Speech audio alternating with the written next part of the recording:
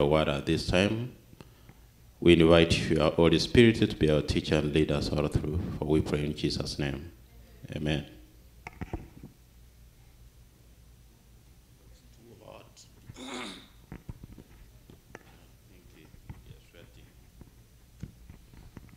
I think you have lessons, and you'll have a good opportunity to comment. I learned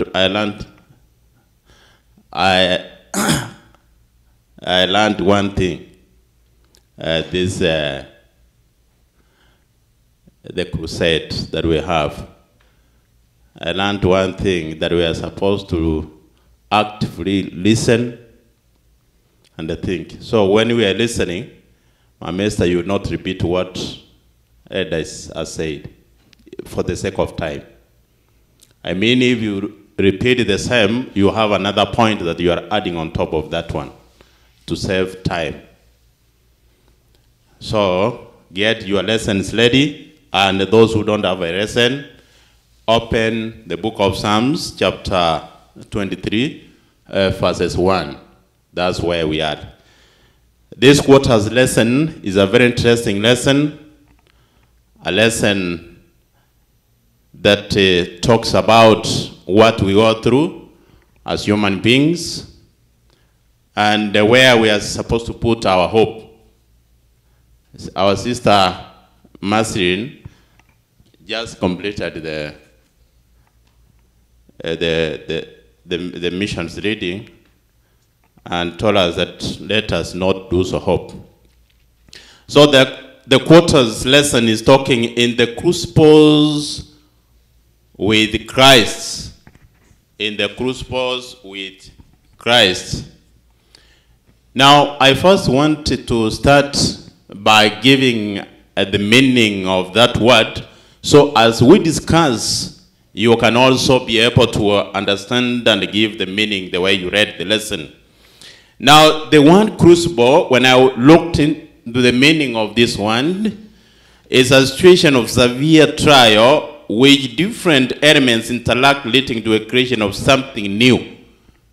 When different elements, they interact, they put it together, interact, and produces something new. So these are so many meanings. Another meaning that I found out is just, it says it's a melting pot for purifying metals. When something is purified, it actually tells us something new is going to be produced. When there is some purification, you put something in a pot to be purified, the end product, at least you are going to get the end product, something new. So, another definition is the tests of the most decisive kind and severe trial. When we read from the book of Isaiah, chapter 48:10, it says, "Behold, I have refined thee, but not with silver. I have chosen thee in the furnace of affliction." This is the Lord we say. Now we are going to talk about these trials, the trials that we go through with Christ, the trials, the suffering that we go through as Christians. The lesson is telling us that Christ, our Creator, who was there in the beginning, where all things were made by him, and without him, not anything made was made. He went through the suffering. He was despised. He was rejected by men. And he was beaten. He was spitted. That's from the book of Isaiah 53, verses 3. So Christ, our Creator, just imagine a Creator being despised, a Creator who went through the agony, a Creator who cried at one time. From the book of Luke chapter 11, verses 35, which says Jesus did what? Jesus wept. Why do you think Jesus wept? He wept because his friends were suffering. They were going through suffering. So when he reached there, he found people crying. He also wept.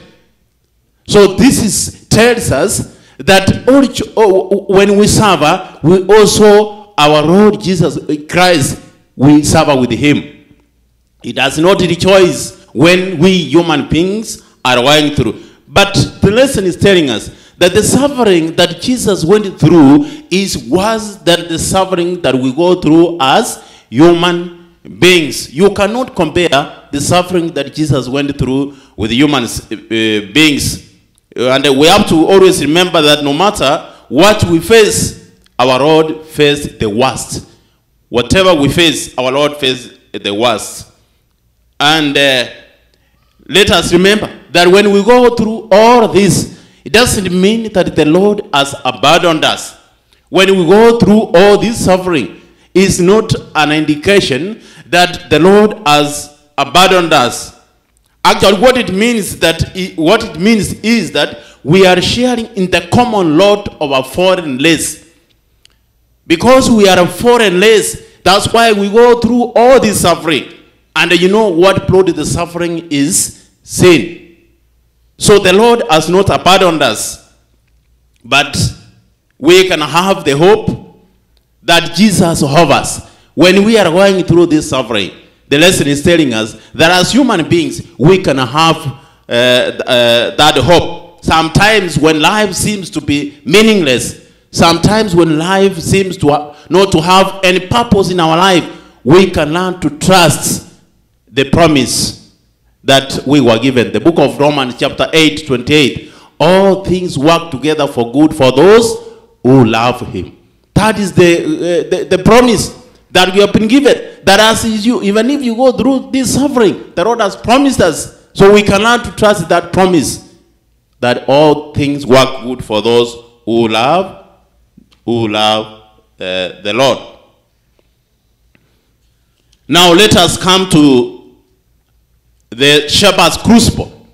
I think I gave a divination, and whichever way that you learn about it, you will have time to comment. Now, our key text comes from the book of that Psalms 23, verses 3, but I will start from 1.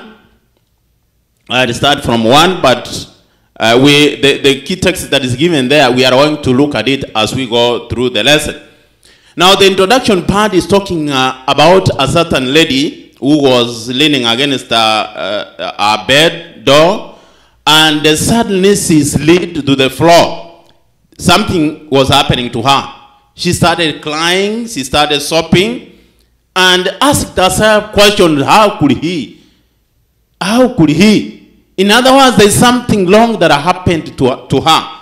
And it goes just ahead and says that when she received this news, her heart was broken.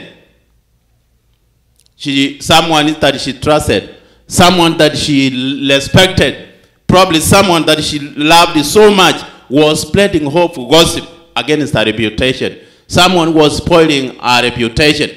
And you know, if you hear someone gossiping about you, sometimes you get annoyed. So this one really disturbed her so much. But grabbing a Bible off the bed, in other words, the Bible was maybe just next to her bed, she just grabbed, and she found herself opening these familiar words. He restores my soul. He leads me in the paths of righteousness for his name's sake. Yea, though I walk through the valley of the shadow of death, I will fear no evil, for you are with me. Your Lord and your staff, they comfort me. She got some comfort. She was comforted by this fast. She was going through pain. She was going through suffering in her mind. But when she opened this fast, she was really comforted. It says that the Lord restores her soul. Her soul was restored back. Though she was walking through the valley of the shadow of death, we are going to look at it and see, what is this valley? Of course, we have seen the valley that she was walking. She was in pain because someone was spoiling her reputation. She got this fast and she was comforted. So, the crucibles that we go through, is that sometimes God allows us to go through so that our characters can be refined, so that our characters can be changed. Now, a guide for the journey. A guide for the journey. Now, the introduction was talking about in the cruise walk with Christ. Now, let us see the shepherd, a guide for the journey. Now, David is saying from chapter 23 of that book of Psalms, he says, the Lord is my shepherd. I have everything I need. Now, some children were taught to draw a picture of God. And each one drew a picture with a heart in it. They were told just to draw a picture, and once they drew the picture, they put a heart in it. That's a human heart in it. And both of them declared that God is love. We can have different opinion about God and his purpose when everything is going good on our side. But when things are not working good on our side, again, that one changes. But we have to remember that it's human beings who change, but God still remains to be God. God does not change. Now, he says, the Lord is my shepherd, I shall not want. What is this? During that time, during David's time, we had shepherds. And what they had is the sheep. Now, he's referring to that this sheep that he had, the shepherd was there to provide what was needed by the sheep. So he's saying that the Lord is my shepherd. I shall not want, because already the Lord has provided. If it's water, he has provided. If it's pasture, he has provided. So David trusted the Lord as a shepherd who could provide whatever that he needed. So he didn't need anything at this particular time. So the book of Hebrews, that 8, verses 8, it says, Christ is the same yesterday, today, and forever. Christ does not change. He does not change. What is required of us is to trust this shepherd. Is to trust the shepherd. Because he's able to provide all our needs when we trust in him. He's able to provide us all that we need in our life. Now, who is this shepherd? He takes care of the flock. He gathers the lamb together. He knows us. There are verses there we are given. If you read those verses, Isaiah, Jeremiah, Ezekiel, John, the Lord says, I'm going to John 10:14. He says, I am a good shepherd. I know my sheep, and they know me. And I'm willing to die for them. This is the Lord. He's a good shepherd. He knows us. He knows us. And they say he's willing. He knows his sheep, and is willing to die for us. What we are required of us, what's required of us, is to trust the shepherd, that is Jesus, for who he is, not what is happening around us. Not what is happening around us. Even when we miss food, even when we miss money for school fees, even when we lack anything, let us learn to trust in the Lord and know that he will provide. He has promised that he will provide. He knows his sheep. He will take care of his sheep. That is the sure promise that we have been given by our Lord. Location on the journey. Location on the journey. The book of Psalms 23, we are on 3, says, he gives me a new strength. He guides me in the right path as he has promised. This shepherd who is taking the care of the sheep, David is saying, he leads me in the right path, for his name is Sheikh. Now this shepherd who is guiding us, remember, is taking us somewhere. He has a destination where he is taking us. We probably don't know, we have not seen the destination. We are on a journey. You may not be able to see the destination, but a shepherd knows the destination. where he's taking us. You read the Bible, John 14, it says, I'm going to prepare a place for you. So he's there. He knows where he's guiding his sheep. Now, he leads me. David is saying, this shepherd now leads me in light paths. Now, these paths that we are walking, it can have some obstructions. Some of these paths can be so dangerous. Some of the paths as we walk can disappear into the ridge. Some of these paths, they are easy to walk, and some of these paths, they are so hard for us to walk. Now, why is David saying right paths? That the shepherd leads us on the right path. He says, the path of righteousness. That's where the shepherd is leading the sheep to. He's not leading the sheep to anywhere. When I'm talking about the sheep, I'm referring to human beings. We Christians, this shepherd is not leading us to anywhere. But the path that is leading us, that path leads us to righteousness. Now the right paths, there are points that were given there. These right paths, they take us to the right destination. The right destination. The path takes us to the right destination where we are supposed. You know, when you are a journey, you have a destination where you are going to end. When you start a journey, you have a destination. When we started the journey from home, we knew that our destination is in this country. So on this channel also we have a destination. The lesson was saying that we may not be able to see that destination, but the shepherd knows the destination where he is taking us. Now, the path also keeps us in harmony with the right person. That is the shepherd himself. The path that we are walking, the channel, the Christian channel that we are walking, it leads us to the right person, who is Jesus Christ. We said that he was despised.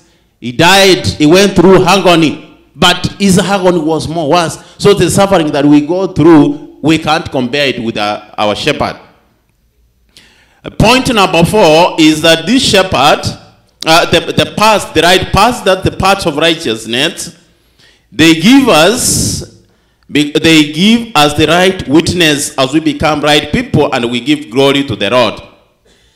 The book of Acts chapter 1, verses 8, when the disciples were waiting for the Holy Spirit in Jerusalem, the Lord told them that you will receive power when the Holy Spirit has come upon you, and you will be my witness in Jerusalem and in Samaria. So when you have received, when you are being led by the shepherd through the path of righteousness, you will become his witness.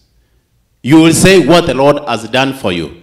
Regardless of the path that you have traveled, regardless of what has come in your life, regardless of the suffering, regardless of the trials that you are going through, this shepherd will lead you to the right path. In Isaiah 43:10, it says, you are my witness. I chose you so that you can know me, so that you can learn about me. So the path leads us to the right place. It makes us to be witness for Christ who died for us.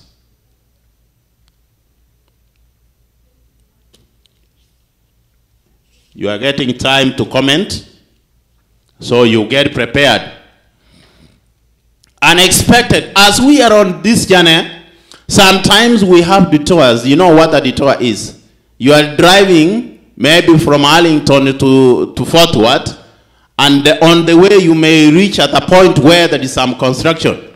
So you don't just go straight the way, the part that all the road that leads you to, you must have a detour. In other words, a part that is not the same that you used to go. So, the book of that book we have Psalms 23, chapter 4, chapter 23, verse 4. It says, yeah, let me read from here, chapter 23. Verse 4, even if I go through the deepest darkness, I will not be afraid, for you are with me. Your shepherd's rod and staff, they protect me. This is David. Along the paths that we are traveling, sometimes we come through the valley of the shadow of death. But the Lord has promised that He's always with us. Now David was saying, yes, though I walk through the valley of the shadow of death, I will not fear, for you are with me. Your Lord and your staff always comfort me. Now, I want to ask a question before I proceed. Who do you think leads you to the valley of the shadow of death? Do you find yourselves there, or there is someone who takes you there? Do you find yourselves there, or there is someone who is taking you there? You say? You are misled by someone? Yes? You give an answer, Mauricio. I'm giving you time to comment, to proceed. I just want there's someone reading you there. The valley of the shadow of death. Yes, Fred? You can lead yourself there. Anyway, okay, I'm going to give you time now to discuss on that one.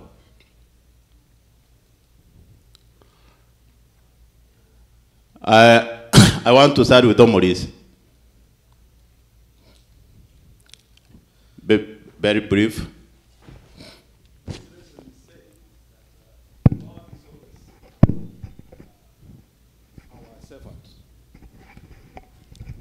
It is saying that Jesus, God is our servant. And while He is our servant, He leads us. He's ahead of us. And He can take you anywhere. Let me read how it says. I'm sorry.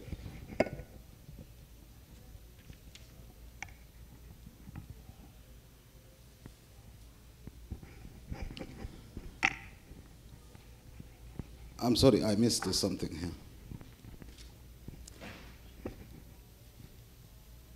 here. Let me find it and I'll comment about it. Okay. I think you are answering the same, and then you comment. Yeah, that's what I want you to add before you.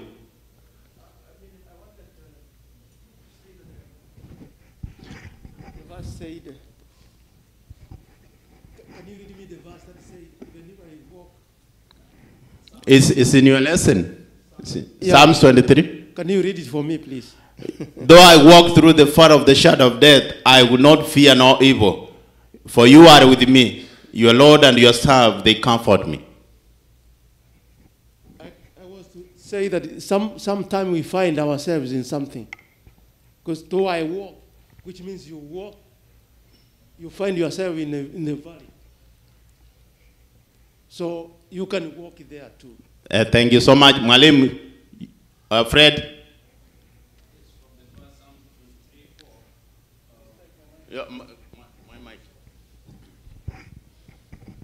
The verse reads, even though I walk through the valley of the shadow of death, that's when as the first person speaking.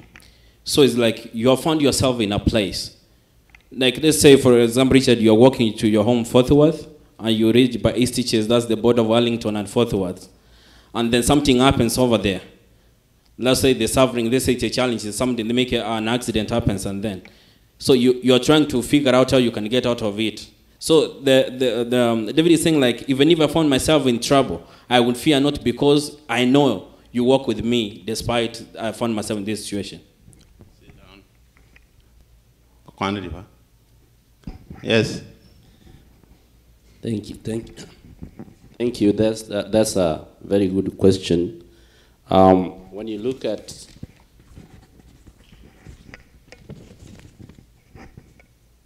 I'm sorry.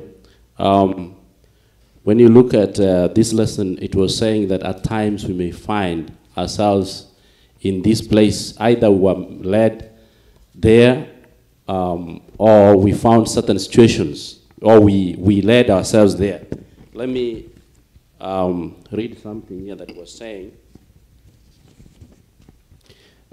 Think the times you have been in your own valley of the shadow of death. It may be diseases, for example. You find a disease has come in your life. It may be like a valley of death, a shadow of death. Then maybe financial hardships. It may be marriage problems. It may be a loss of loved ones. There are things which may come, not that you allow them to come, but God has promised is there with us.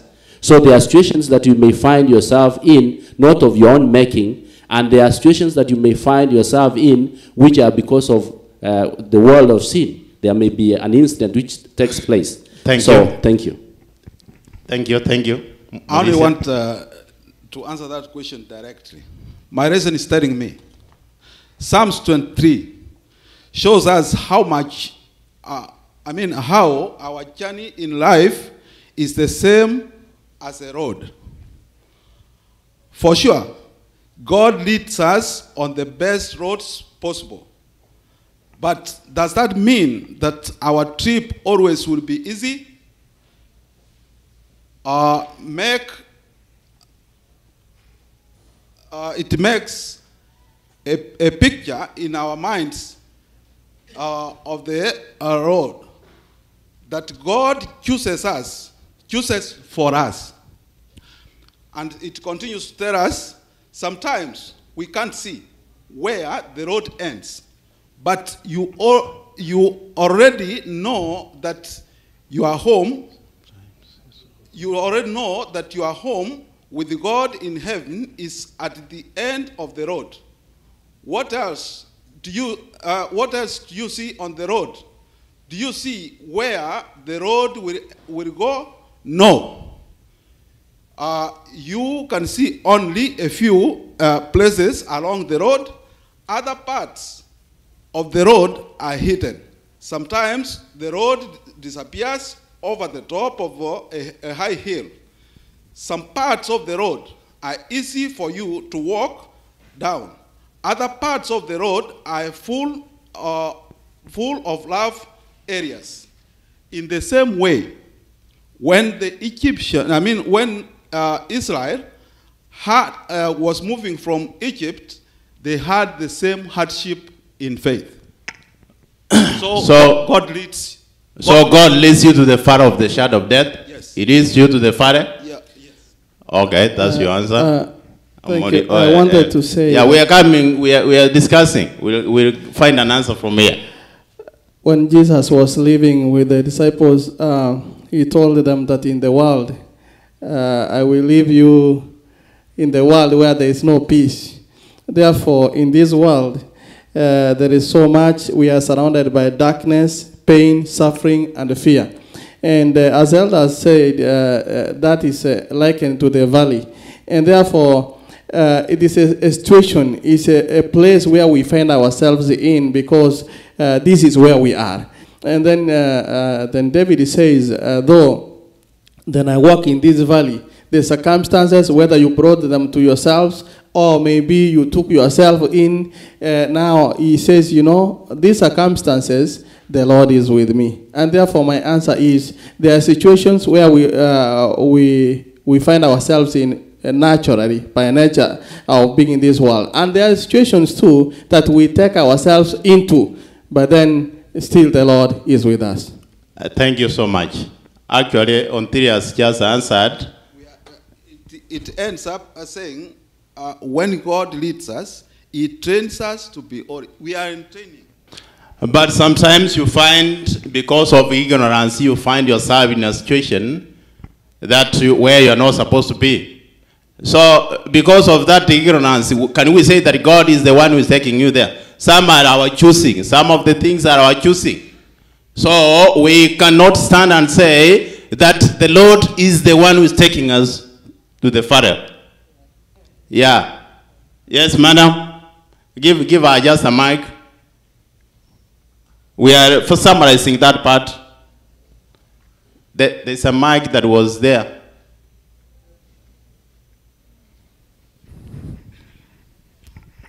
Thank you so much. So, with me, I will say. Let's put. Thank you. I will say this word. Even though I walk through the shadows of valley. This word, even though, it said, even though I walk, there is somebody behind the scene.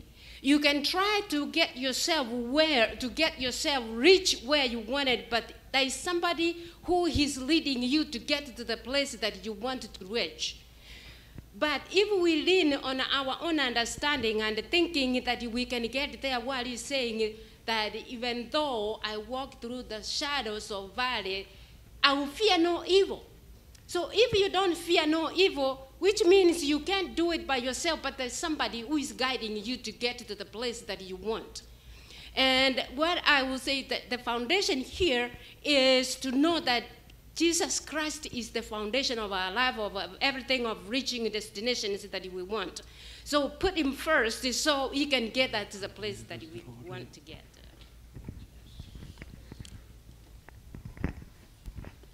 Malim? With me, what I like to say here is that it's very clear that paths of righteousness gives us the right destination. Paths of righteousness keeps us harmony with the shepherd. Paths of righteousness trains us to the right people. Paths of righteousness just give us the right witness.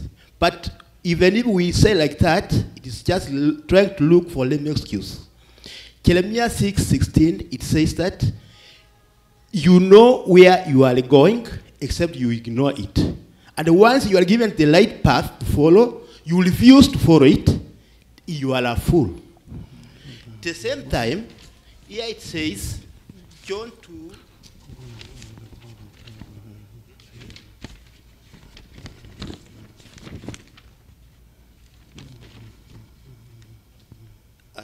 I have forgotten again. Yeah, John 2. There's one somewhere. I will get it. John 2, it says that if you are doing that one, oh my God. John 2, 1:6, it says that if you follow God's commandments and his love, you will never go astray. Therefore, at times, it's because we ignore. It is saying we are harmony. If you just keep on, you are harmony with the shepherd. You know his voice. He's telling you don't do this. He's telling you to follow this one. You just refuse. You just ignore. That's at times that's why we go astray. Thank you. Thank you for that good comment. I will say that Satan has placed some obstacles on our way, and we must learn to trust in the Lord. That's when we can overcome all these obstacles that we come across. Now, when these things happen, when you find yourself, what is it that we are supposed to learn? Can we be saying why this is happening? Can we be asking such a question, why this is happening? Can we be asking a question, why is this happening? At least when we find ourselves in such situations, we need to, there's something that we need to learn, but not be asking ourselves questions, why is this happening to me? Why is this happening to me? Let us keep to trust. It says, your Lord and your staff, they comfort me. Now, during this time, they were taking care of the sheep. They had the big stick. They call it the Lord. So, if you read, you will find that this stick had they had a purpose. They had a reason why they had this stick. That probably if they needed to get some leaves from the tree for the sheep, they could just use this stick, the Lord, just to get the leaves. If a lamb maybe falls into a pit, they could use this stick, the Lord, to get the lamb out of it. So David is telling us that the Lord is able to lift us, is able to pull us from this valley of the shadow of death. The three boys, they found themselves, were they led by the shepherd to find, or they found themselves in the street and they found themselves at that time in the valley of death. They kept trusting in the Lord. We have also elder gave a situation of the children of Israel as they were walking through the water just separated, and in between here it was just a valley as they were walking behind. The Egyptians were following them, but the Lord was with them. So let us learn to trust in the Lord when we find ourselves in situations like suffering, problems that may come across our life.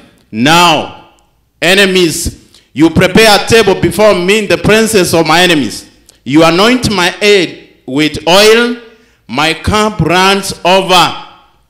You anoint my head with oil, my cup runs over. What is this oil? We are summarizing the lesson.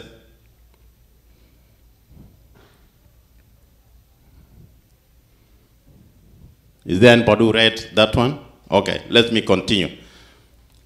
You will never, sometimes in this life, inevitably is something that you don't plan for. You find yourself pumping some enemies. Do you have enemies? I'm giving you time, Elder, I can see. Do you have enemies? We have enemies. Say in chorus, people are on the back. Do you have enemies? You have enemies. Are you an enemy to someone? Because if you say you have enemies, I'm asking, are you an enemy to someone?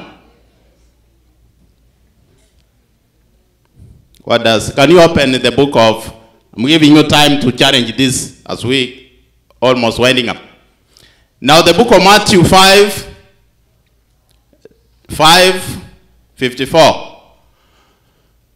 5:54. You be ready.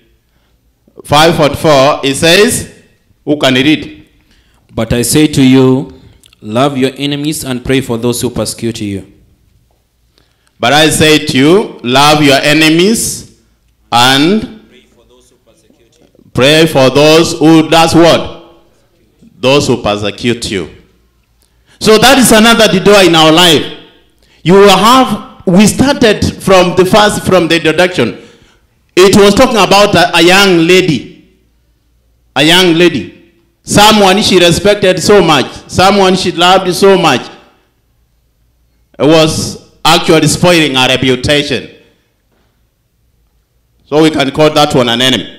But David is telling us here that this enemy of yours, just love them and also pray for them. Love them and also pray for them. So, you can answer that one. Who are the enemies?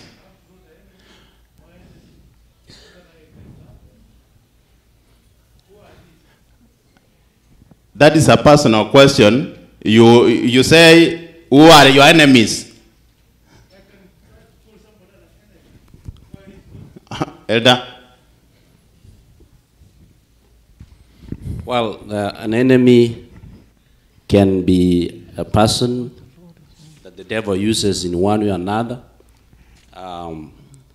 When you look at the lesson, it was saying, David, when he was looking at his enemies, one of them was Saul. Saul was a king who never wanted him to become what? King, and yet he had been anointed. So Saul was seeking his what? His life. But here the lesson was saying that you have prepared a table before me in the presence of my enemies. So when you look at your life, in our lives, we may have enemies known or unknown, but the Lord is there to guide us.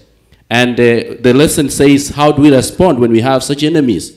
It says we should respond by living peacefully, loving our enemies, praying for them, and not cursing them, and blessing them. And then let us not render evil for evil or revenge. And then downwards was saying, Paul reminds us that our struggle is not against enemies of blood and flesh, but against rulers, against principalities, against the devil himself, who is our great enemy. So in short, I wanted to say that God has prepared a table. There was a point where we were saying that he anoints us with his oil. I wanted to say that the oil in David's culture was given to an honored guest when he came for a feast.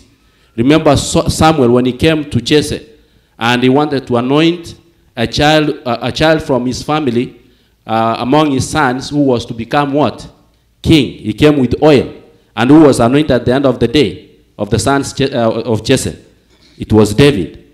So that shows that when we talk about oil, it means God wants to anoint us to be part of the kings or heirs of his kingdom. Thank you. So, in other words, David is telling us, let us not be concentrating or focusing much on our enemies, but let us focus on the banquet that the Lord has prepared for us. That's what David is focusing. He's not interested with his enemies, but his so much concentration is on the banquet that the Lord has prepared. Yeah, just to finish up, there are people who just sing and say, Mungu anifanya niishi ili adui zangu waone wafanya nini. But the point here, David is not saying that we should be like that. The point is we focus on God. Thank you. Yeah, we focus on God as there's a second question I ask. Are you an enemy to someone? How are you supposed to handle if you are an enemy to someone? You know, that is a tough question. Are you an enemy to someone?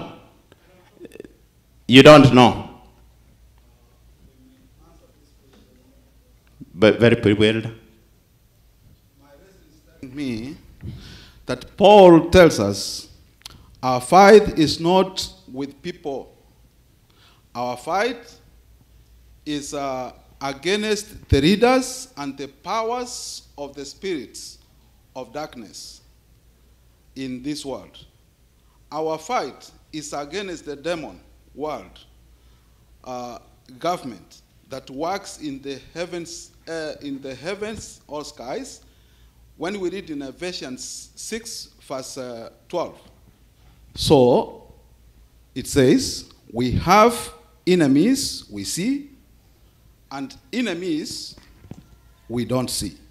They are all around us everywhere. But when we are with our shepherd, Jesus, no one can steal the blessings that he has given us. So, from this context, our enemy is anybody who is fighting against the realms of Jesus. Now, the book of Romans chapter 12, can you be an enemy to someone? Yes. The book of Romans chapter 12, verse 18, it says, do everything in your part to live in peace with everybody. Never take revenge. Never take revenge. A certain promise for the journey. 23:6 says, surely goodness and mercy shall follow me all the days of my life, and I will dwell in the house of the Lord forever. What is David saying here? What is David saying in this verse? I've just read. You just give the answer from what I've read. What is David saying here? Let me read it again. Surely goodness and mercy shall follow me all the days of my life, and I will dwell in the house of the Lord forever. What is David saying here? In the fire of the shadow of death, what is he saying here? Pastor, you raise up your hand. We are in a class. Take the mic.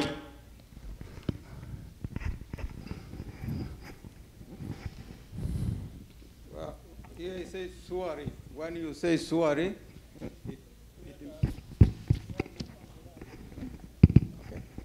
when he says surely, it means you are sure. In other words, there is nothing you doubt about that. And what is he that is not doubting about? Is saying that God is with him all the time, regardless of situations and the conditions, wherever you are.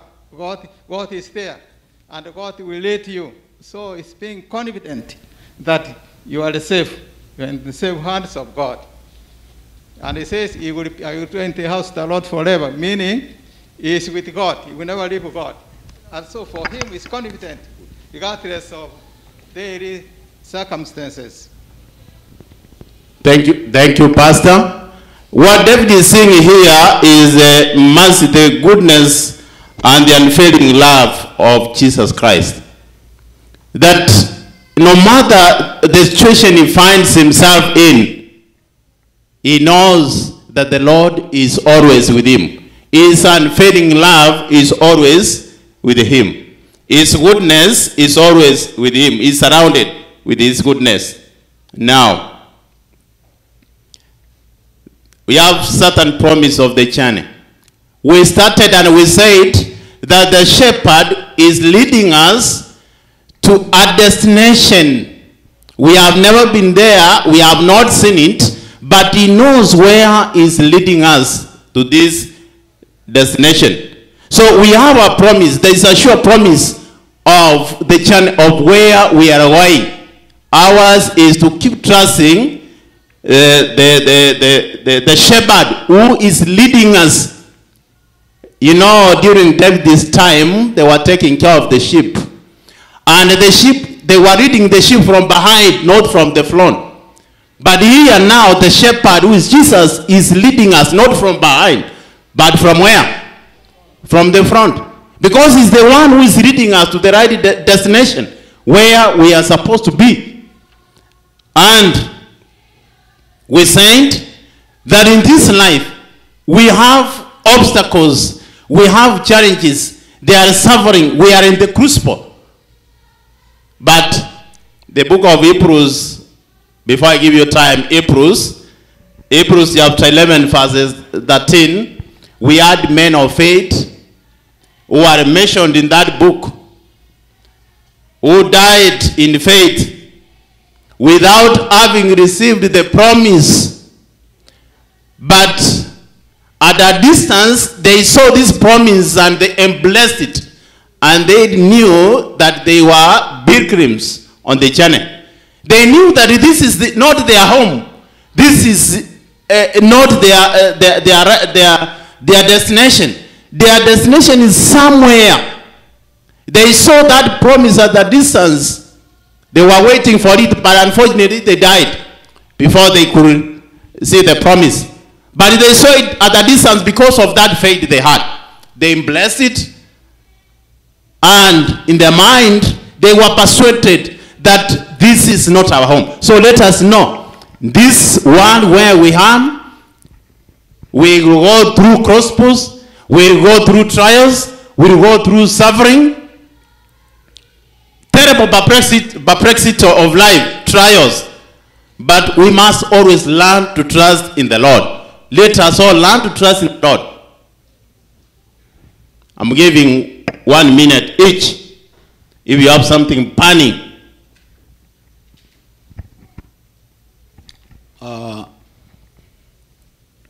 Back home. Face the congregation.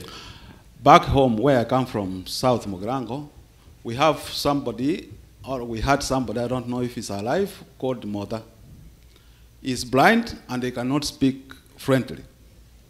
Whenever he meets you, he tells you, take me to somebody's home. You hold his hand, you read him, hoping you are taking him to the right place. If you take him to the wrong place, he will fight you. But unlike what you can do to such a blind man, God is different. Here, my reason is telling me, we are rams. And it is telling me that a lamp in the valley, as dark as the grave, may think that the shepherd led him the wrong way. But this thought is false. The lamp must travel that dark valley. Why? So he will learn not to fear. The shepherd is always with the lamb. In other words, even if you travel in this dark valley, you will not completely fall. God is always there to hold you and take you through. Our concert, 1 point each, 1 minute, 1 minute. We are winding, start, and then Malim. Mike. I was just saying.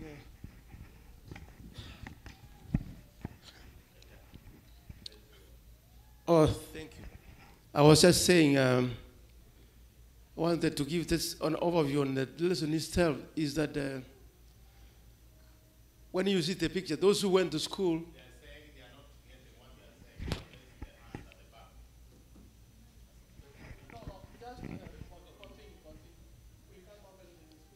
All right. I wanted to say that if you can see the picture of the lesson itself, is that it's like the crucible is something that melts, as I read in the dictionary, something that makes something melt. The troubles that we are getting are there for our goodness. They are going to melt us. They are going to melt us, as we read in the Bible. Pure gold comes out of the highest temperatures. So we have to go through these high temperatures, temptations, all kinds of temptations, to come out as pure as God Himself, as Jesus Himself. Thank you.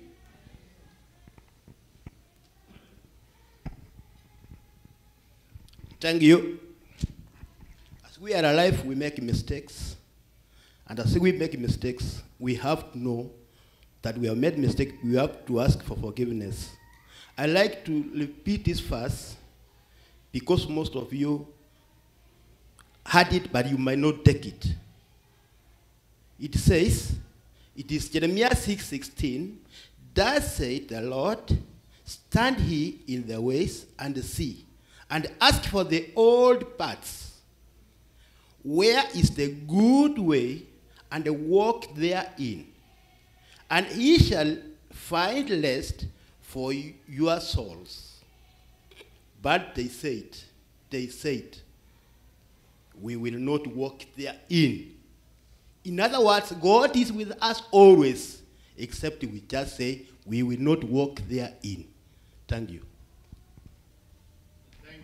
Thank you. We have come to the end of the lesson. We have come to the end of the lesson. I want to conclude by saying that when we go through crucibles, the Lord has not left us. When we go through crucibles, let us not ask questions why. Because the Lord is there leading us. He's there to lift us. When we fall, He's there to give us direction. So let us think of the banquet. In conclusion, let us think of the banquet that has been prepared for us. Shall we stand as we pray?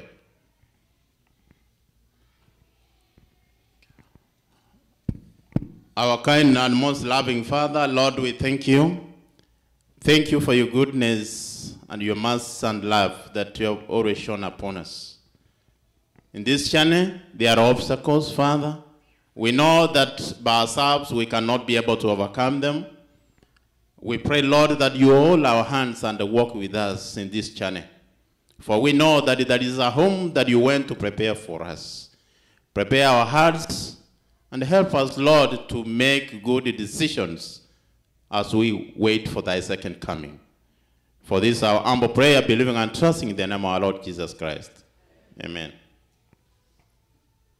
Thank you so much. Keep time next time.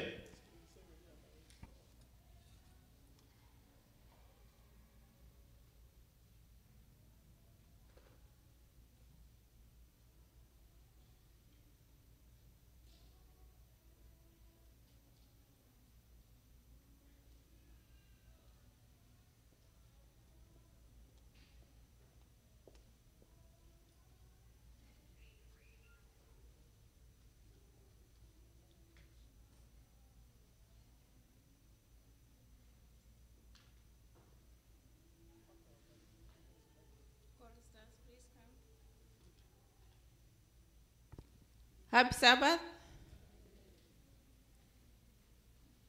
Happy Sabbath. God is good all the time, and that is his nature. We thank God for everything. Now it's time for a song service. I welcome the choristers and I welcome you all. It's time to praise our God. Let's pray for our song service. Father and God in heaven, we come unto you again this time. Thank you for the gift of life. Thank you for your care and your protection. As we go for song service to praise you, we ask you, Lord, to guide us and to give us good voices. In Jesus' name we pray. Amen.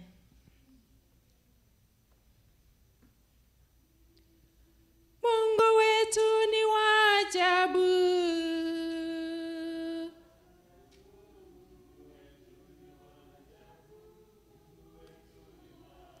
Oh, Mungu wetu ni wa ajabu. Mungu wetu ni wa ajabu. Mungu wetu ni wa...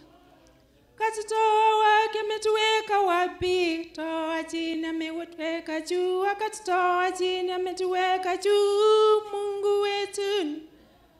Ametutoa wapi? Ametuweka wapi?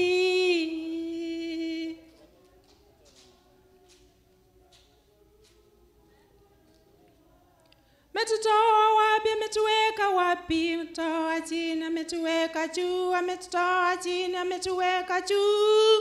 Mungu wetu ni wa... Oh, Mungu wetu ni wa baraka. Mungu wetu. Mungu wetu ni wa baraka. Oh, Mungu wetu ni wa baraka. Mungu wetu ni wa baraka. Mungu wetu ni wa ajabu.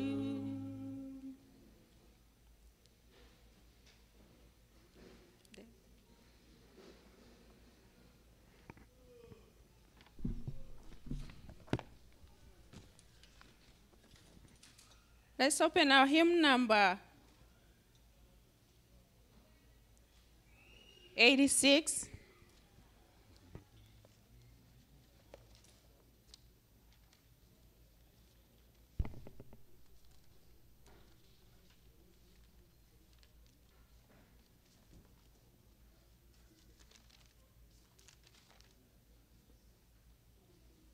Oh Lord my God, number 86. Oh Lord my God, sing. Oh Lord my God, when I in awesome wonder consider all the works the hands of men, I see the stars, I hear the rolling thunder, thy path throughout the universe display. Then sings my soul, my Savior God, to thee. How great thou art, how great thou art. Then sings my soul, my Savior God, to thee. How great thou art, how great thou art. When to The goods and forest place I wander, I hear the bird sing sweetly in the tree. When I look down from lofty mountain grandeur, and he the brook and feathers into grave. Then sings my soul, my Savior God, to thee. How great thou art, how great thou art. how great thou art. Then sings my soul, my Savior God, to thee. How great thou art, how great thou art. that God inside us bearing, sent him to die, scarce can take it in. That on the cross, my burden gladly bearing, he bled and died to take away my sin. Then sing my soul, my Savior, go to thee. How great thou How great thou art, art, how great thou how great thou art, then sing my soul, my Savior, go to thee. How great thou art, how great thou art. And Christ shall come. We shout of acclamation, and take me home, where joy shall fill my heart.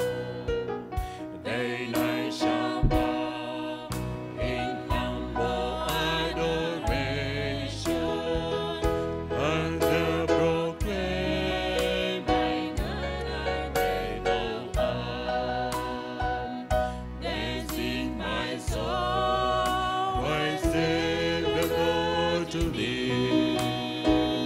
How great thou art, How great thou how great thou art. Then sing my soul, my Savior, go to thee. How great thou art, how great thou art. Roho yangu Na iko imea, jinsi wewe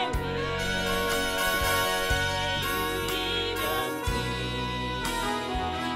Roho yangu na iko imea, jinsi wewe ulivyo moyo ndogo kiwa sore, monene na yewe, waga kimya.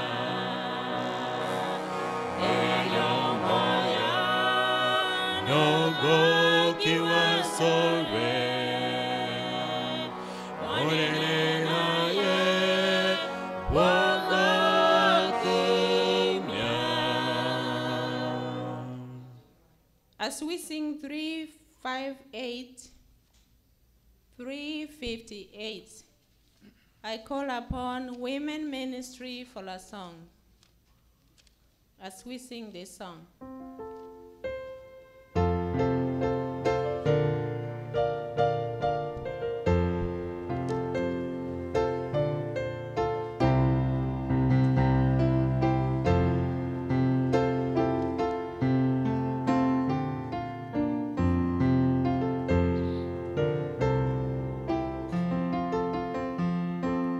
And the feast of Timmy,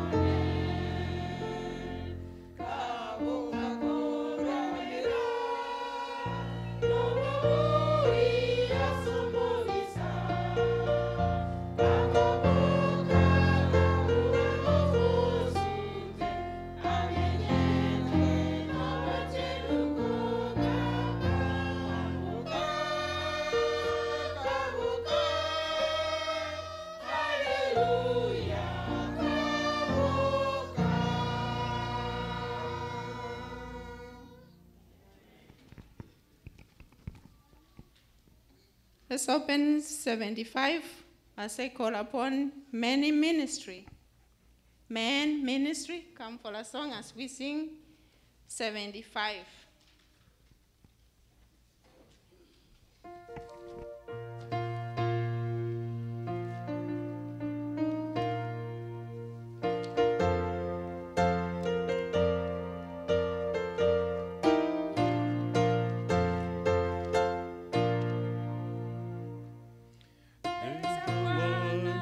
Sunset and evening, the wondrous sunrise I see. By the wonder of wonders that thrills my soul is the wonder that God loves me. Oh, the wonder of it all, the wonder of it all.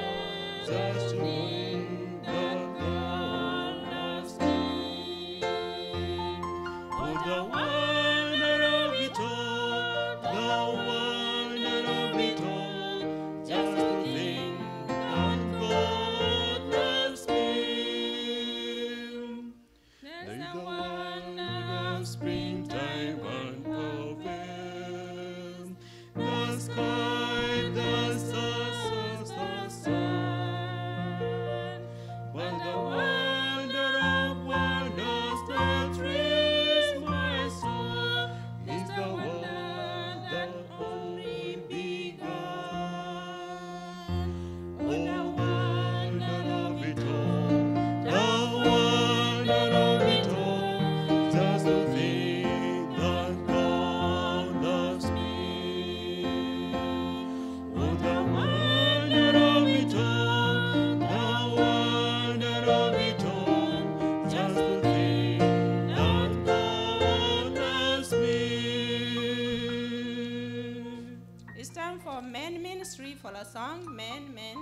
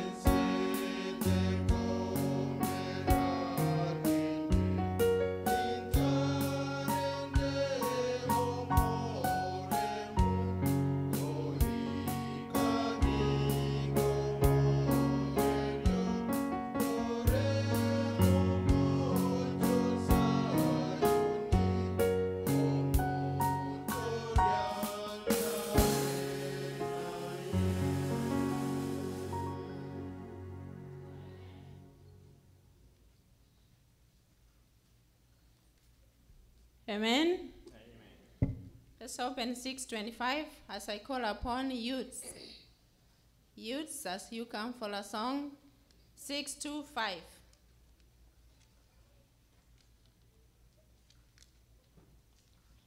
After the youths, the children.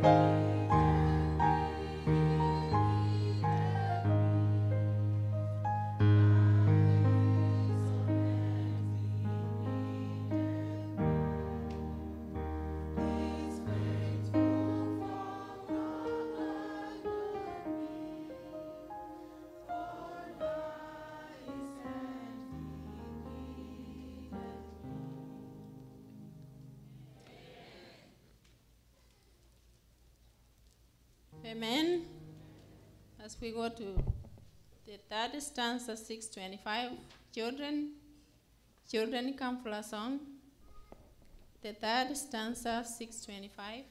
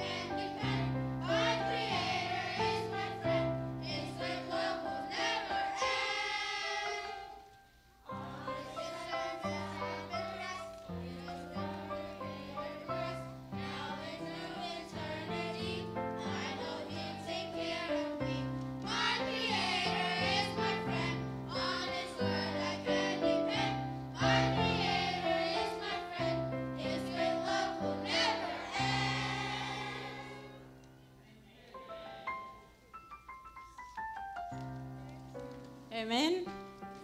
Church choir for a song to crown our song service. Church choir, please.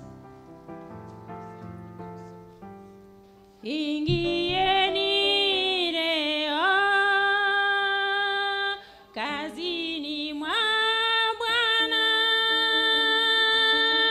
dunia yote ijue upendo wa mwingi. Ingieni leo kazini mwa dunia yote ijue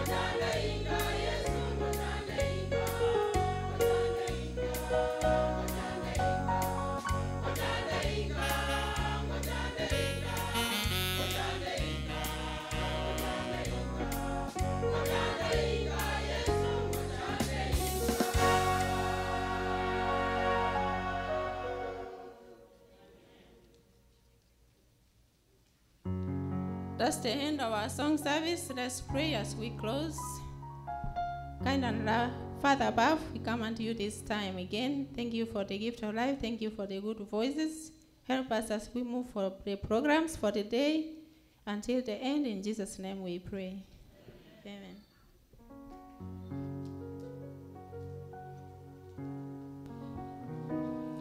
Happy Sabbath. Happy day. We thank God always for everything and for the choir, for the children, and all the choirs that have sung before us. And may the Lord bless you as we praise and worship Him in those songs. And therefore, I welcome each and everyone to today's Sabbath. And as you all know, we are blessed to have a lot of visitors, and we thank God our speaker. All the program for the crusade is going on well as planned, and we can't take that for granted. We give honor and glory to God. And at this time, before much ado, I'll welcome all the visitors. I know we are blessed beyond measure. All the visitors that who have come to worship or fellowship with us, wherever you are, if you may stand, please.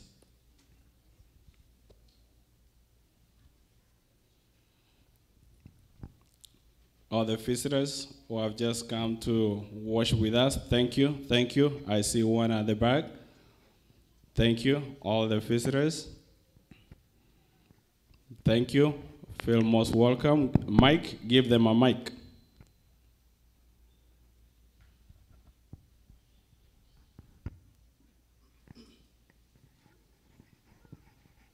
Happy Sabbath, church. Happy day. My name is George Oeta. Nashiriki Abilene Church, 2.5 hours away from here. Be blessed. Amen. How do you say church? Happy Sabbath. My name is Jeremiah. Nashiriki kanisa ya Abilene Church. Tumekuja kushiriki na nyinyi leo.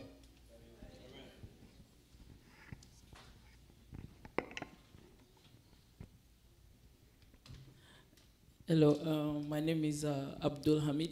I'm from West Africa, and I'm happy to be here. And I say good morning to all of you. Thank you. Amen. How do you say church? Thank you. Have a seat.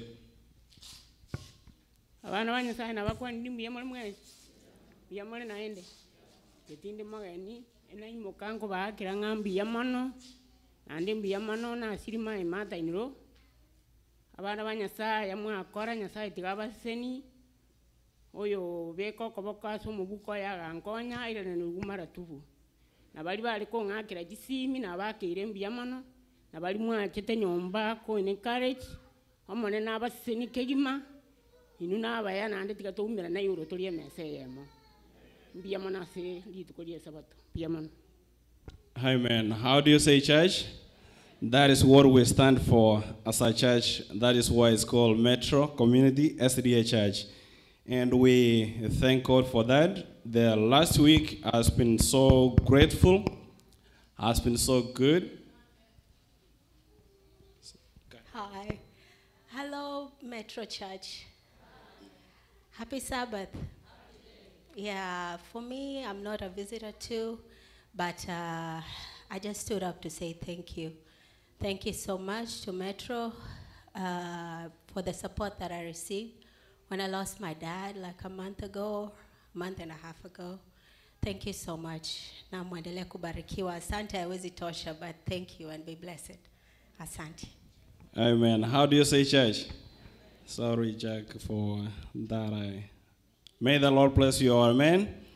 And I was saying that we were blessed last week for the program, that the way it has been gone. And we can't take that for granted, but we thank God for the time that you spared, more specifically in particular for the children's side and the parents. We thank you so much for that. And those kids who were attending in the morning, they were between 25 to 34. And in the afternoon, they were around 20 to 30. So The minimum we had of attendees for every day for kids is 45 to 60. How do you say, Judge? The program has been so wonderful. They have been gaining a lot of stuff, so we are encouraging more to have. And all kids, hello? Hello, kids? Remember to keep quiet and keep hands to your... Good. So thank you so much. Again, the program goes on. Again, we have one more week to come that ends, and you are all welcomed, everybody. I know as parents as well, this is the time that we have. It's not the promising that tomorrow you have it, or you will have this same crusade that we have tomorrow. As much as we are watching online still, we are encouraged also to be here in person, because our speaker as well is here. So adjust your schedule so you'll attend also, because tomorrow is not that guarantee that we'll be there, so we can share the love of God together. We're meeting except Tuesdays, but for the kids, they have all the days. They don't miss any day.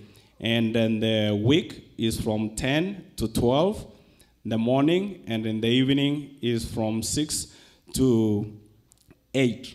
That is what we have for now.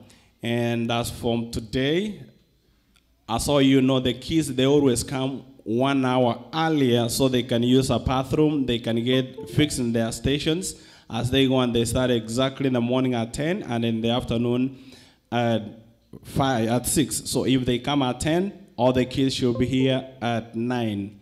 If they are coming at 6, the kids should be here at 5. We have all the materials that they need. We have all the teachers. They are all equipped, and therefore just bring your kid.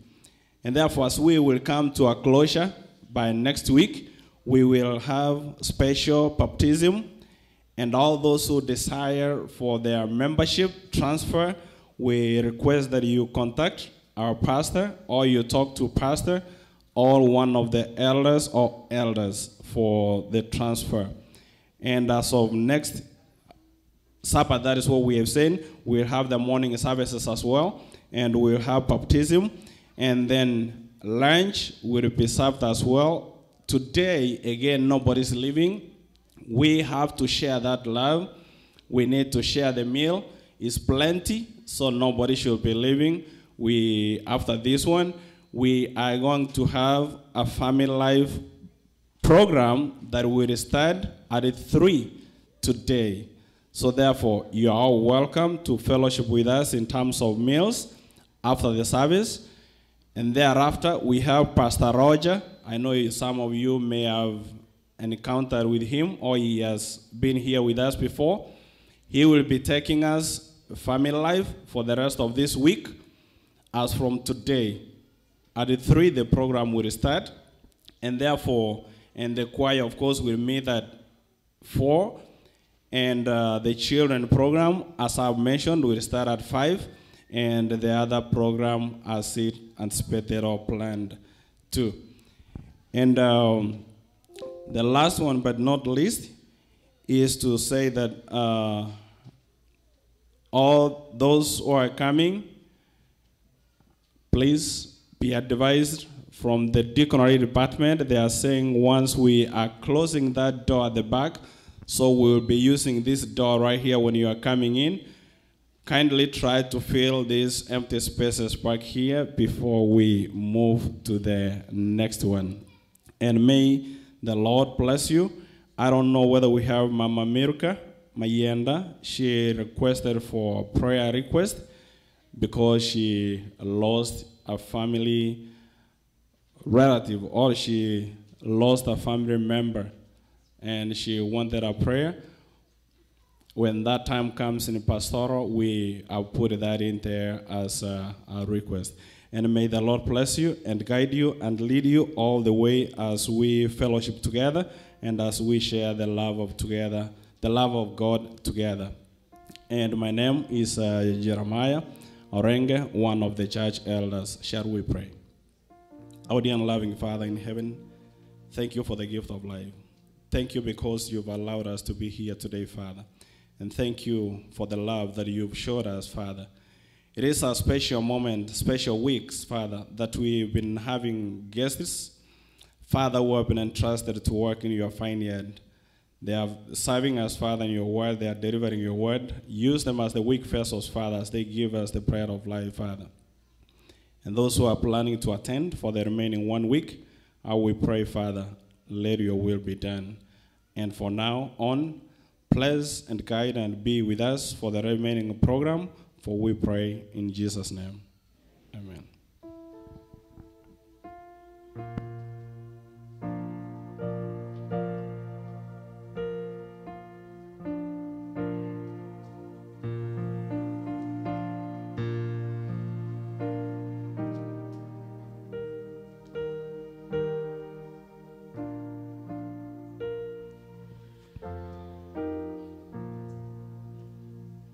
Be silent, be silent, the Master is near. Be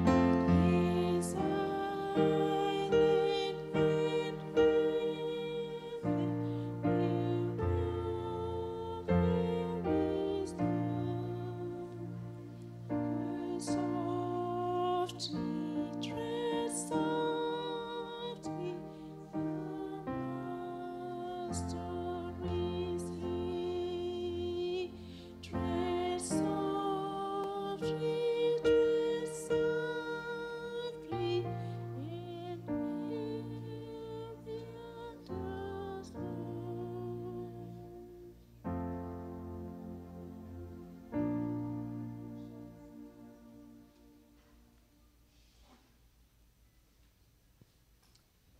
Shall we stand up for doxology?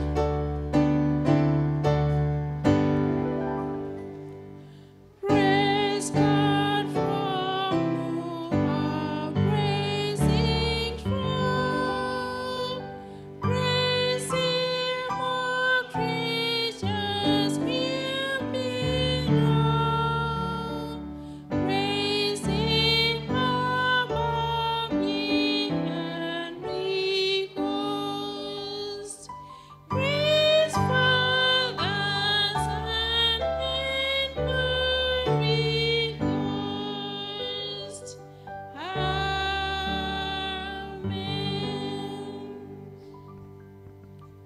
Shall we pray? Our Father and our Lord, we have come before you this wonderful Sabbath morning. We are here, Father, to spend this day with you, to hear you, and to bring our supplications before you, Father. Speak to us, and may we fellowship with you throughout this day. In Jesus' name we pray. Amen. Amen. Remain standing.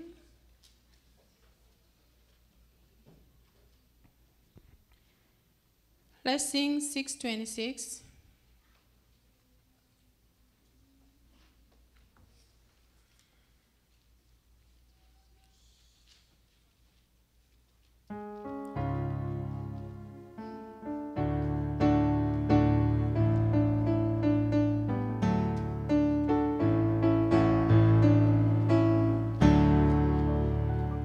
Let us sing a song that is different by the way. In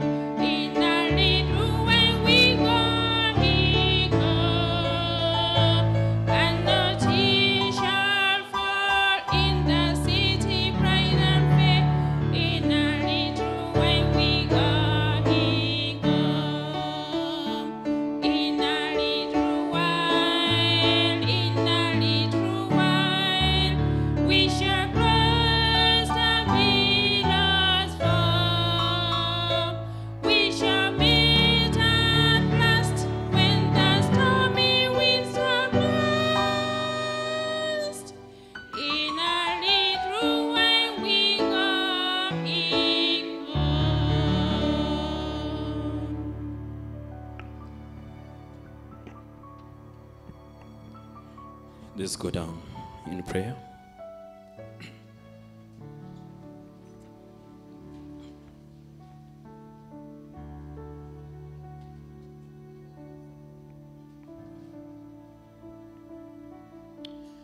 Our kind Master above who art in heaven, we come unto thee this Sabbath day.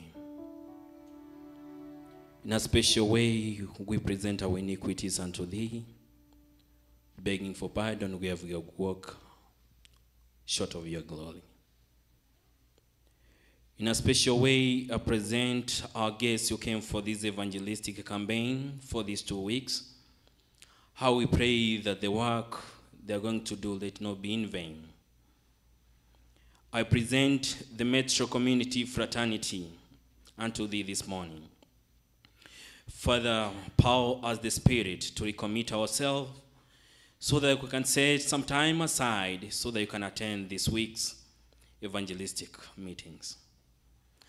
I will pray that the theme for this week and campaign, there be a reviving moment for each and every one of us. Touch each and every one of us, young and old, the youth and the young, that we may commit ourselves, Father, and be ready for the end is near. How we pray that the gift that you have empowered with each anybody who gathered here this morning, that may it be of great significance in thy work. As we're going to proceed with today's program, how we pray, Father, that we decrease where you increase, and we see your favor amongst us. Show us the love, show us the mercy, show us the grace, so that our coming here be not in vain, but we bear good fruits, that when the world see us, Father, they see you through us. Make us good vessels as we walk and as we come back, the world may see you. I present our speaker today in a special way. Father, touch his lips, whatever is going to speak unto us this morning. May it be a turning point to many of us. May it be a reviving moment to all of us so that we get ready for the second return. We leave everything unto thee. May your will be done. We pray this in Jesus' name. Amen. Prayer so long, hear prayer so long, incline the ears to us, and grant us thy peace. Amen.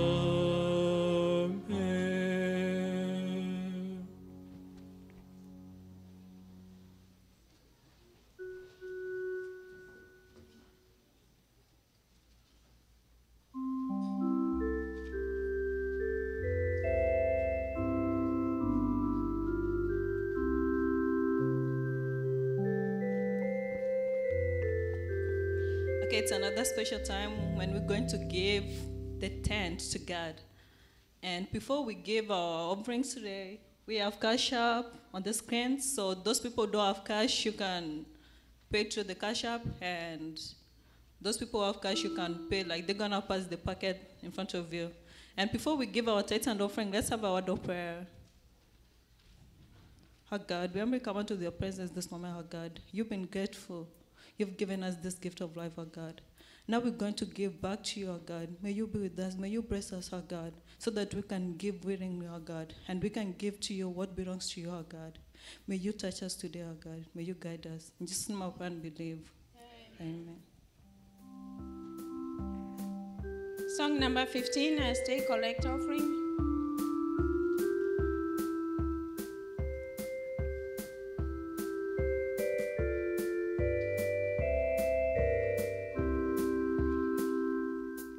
My maker and my king, to thee my whole I hold. Thy sovereign bounty is the spring whence all my blessing flow. Thy sovereign bounty is the spring whence all my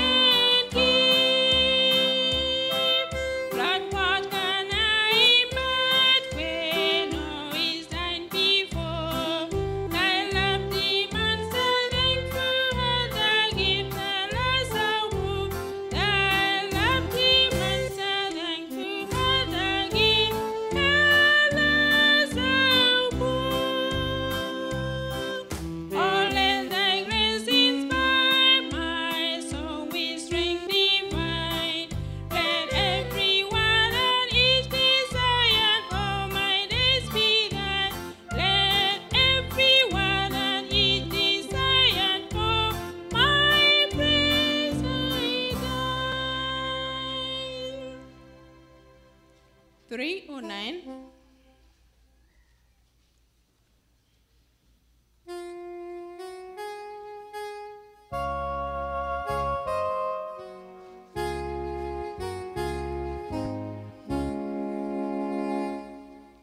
Oh, to Jesus I surrender. Oh, to Him I freely give.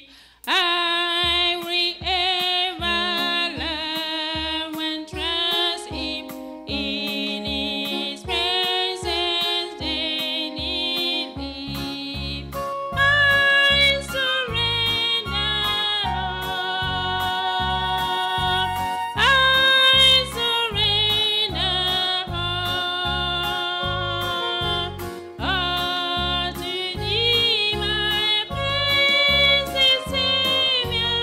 I surrender all. All to Jesus I surrender. I'm free at His feet I bow. Let me just all forsaken.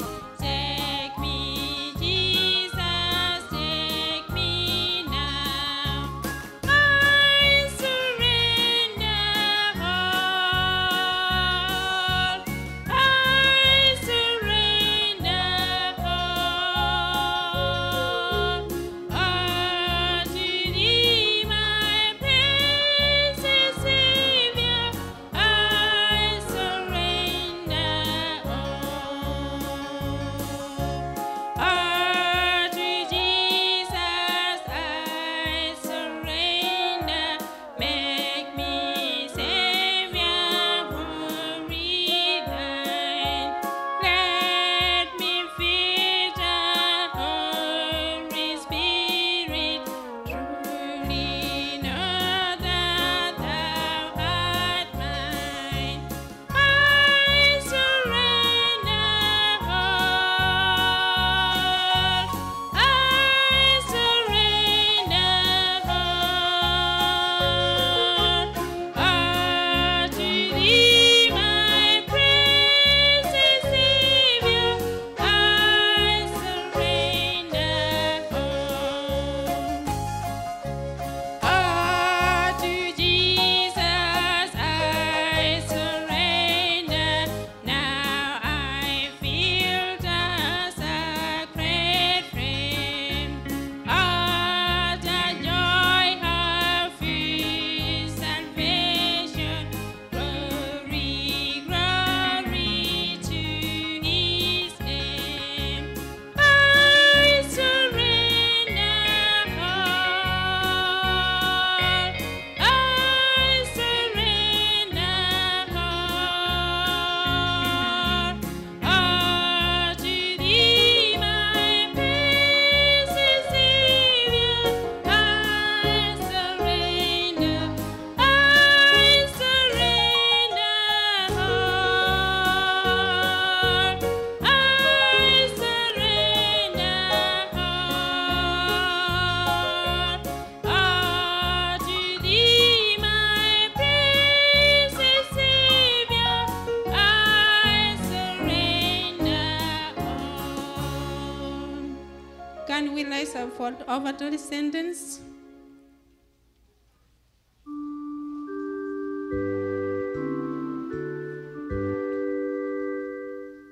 We give Thee but Thine own, whatever it may be, all that we have is Thine alone. I trust, O Lord, from Thee.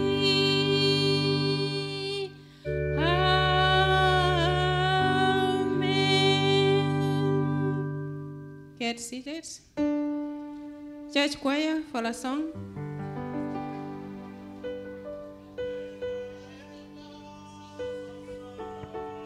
As church choir is getting ready, Dr. Samson Mwebi, our church pastor, please come to the front.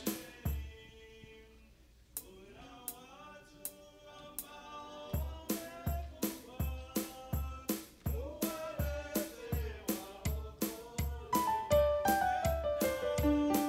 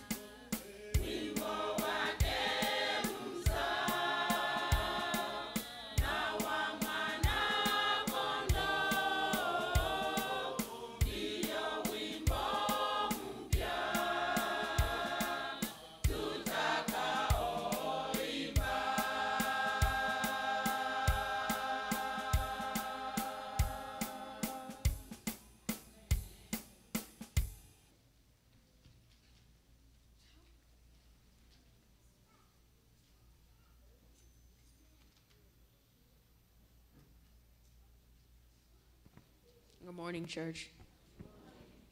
Today's scripture reading is going to be coming from Psalms chapter 8, verse 1 and 9.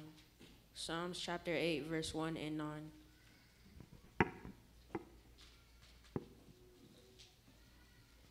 And it says, Lord, our Lord, how majestic is your name in all the earth. Lord, our Lord, how majestic is your name in all the earth. Thank you.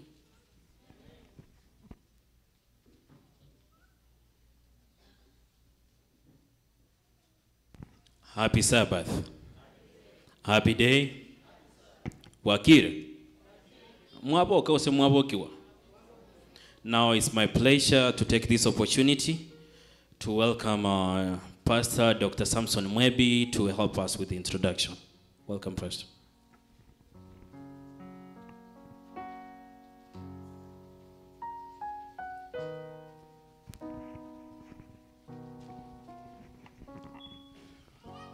Good morning. Although it's going to be afternoon. We thank God we are here and we are going to be blessed. We thank God all of what is going on. And those who have lost their loved one, we pray for them. At this time, as it has been mentioned, it's time now to listen to the word of God. We have been having meetings as it was announced to us. Some missed. This is my prayer for you all that don't miss as from tomorrow, this afternoon, and as from tomorrow until we finish. We have one more week. You cannot afford to miss these meetings. You never know if you will get it again. Sometimes we take things as if we will get it tomorrow. This might not be, this the last one to listen to the message. The speaker who has come to us, I don't know when he will come up again to us. I don't see him coming again. So, you have to mean what you are doing.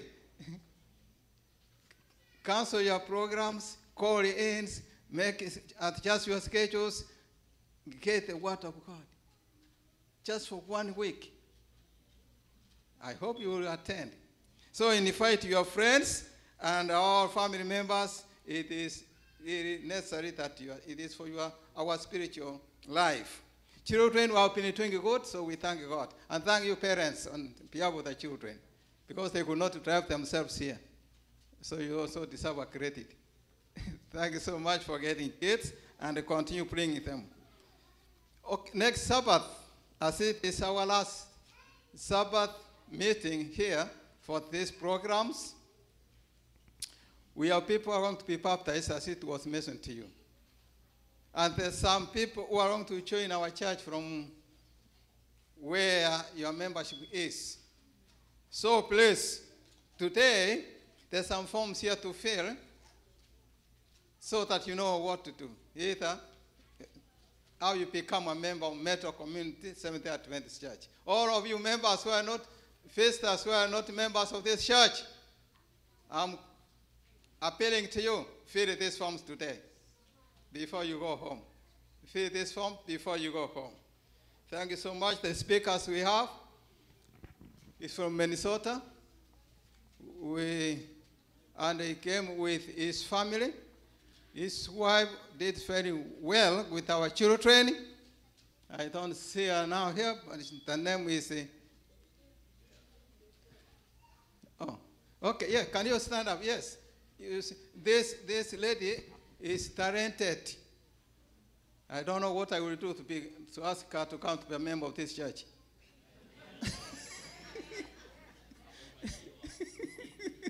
So please, she's very talented with the children. Our children have discovered things they have never discovered. Can you say hi? That's Chirian. Yes. So children teachers, please talk to her. Talk to her, children teachers, talk to her. And whoever loves children, talk to her. Okay, now I bring the speaker. The speaker is Pastor Callis Maranga from Minnesota. God has blessed him all the past week and is going to bless him the next coming week. So we shall welcome him now. Yes, can we welcome him? Kind of smile. Welcome, Pastor. And the translator is here.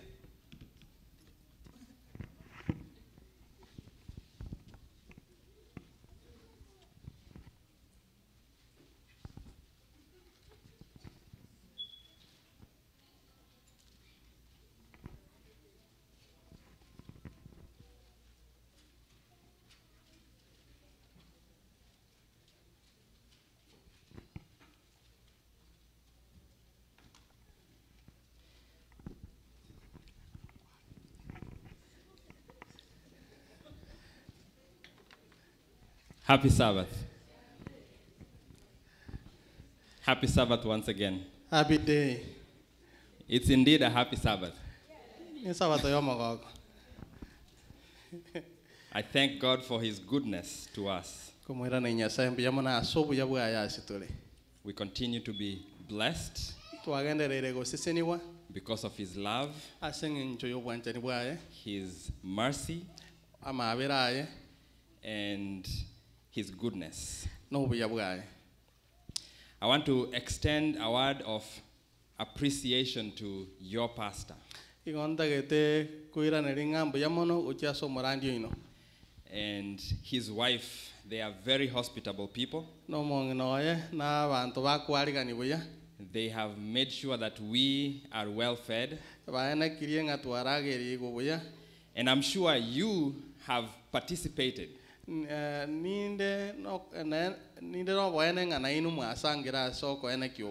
so I extend the appreciation to the entire church.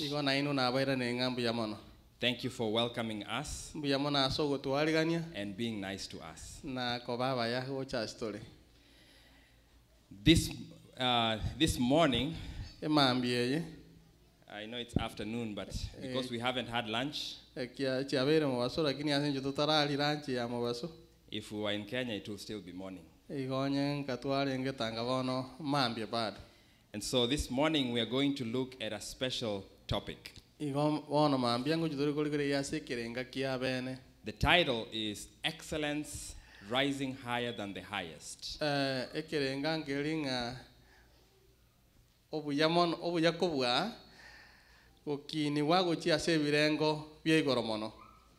Excellence rising higher than the highest.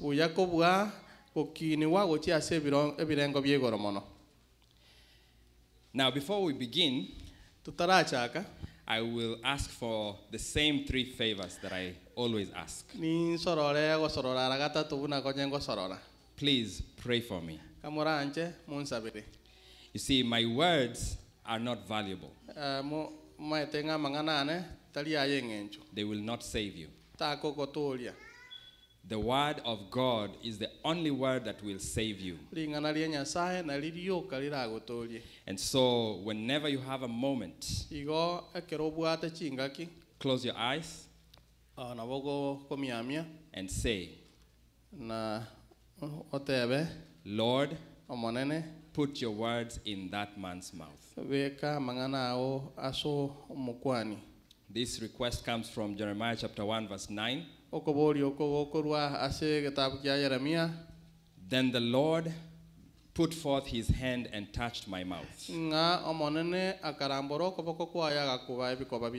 And the Lord said to me, Behold, I have put my words in thy mouth. And therefore, I humbly request all of you, close your eyes and say, Lord, put your words in that man's mouth.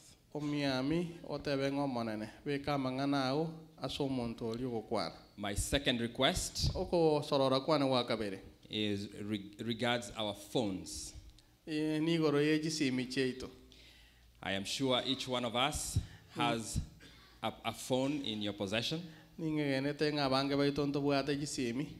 And we are in the presence of a holy God. Bono igotora asobosio bwa Nyasaye yoro mochenu. And because we are in the presence of a holy God, Na sengi njotora asobosio bwa Nyasaye mochenu. it is important to regard the presence of the Lord as holy ground. Na bere buya koira asobosio bwa Nyasaye buna asara achenu. And so I will ask you to turn off your phones. Igonimba sorore nga muri mijisi micheno. But if you use your phone as a Bible, Konye gogo tumika sogo some Biblia. please turn off the ringer. Na bogo ko nyemiga ageti yoga. And do not allow it to interfere with those who are close to you. Na to yanchere rinde eturubanie bali moranga na bwo. My third request Ogo saba kwana kwa gatatu. is listen Otegerere and think. na ndo orengereri. Listen and think. Tegerera na ande orengereri. Do we have any visitors? Tubwata bageni. Any visitors in our midst? Bageni bande bachalero. Yeah, we have one there. Amen. I see a few visitors back there. Amen. Na arore bakamaye galia. Welcome to the presence of the Lord. Tuakwaliganiria sobosio bwa manene. And I mean it from the bottom of my heart. Na yo igonko ya kuana kurua senkoro ya nemi. Welcome once again. Na inde kwaliganiwe.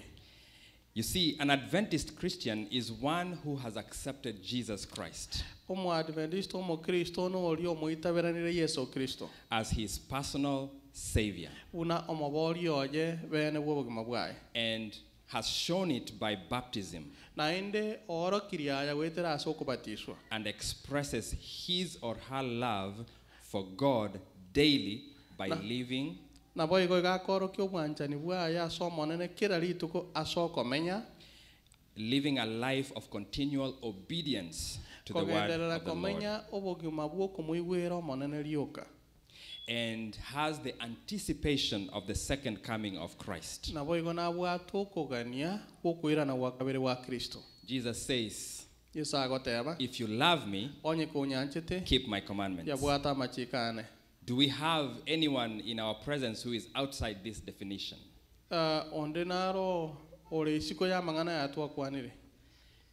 It is important for you to evaluate yourself.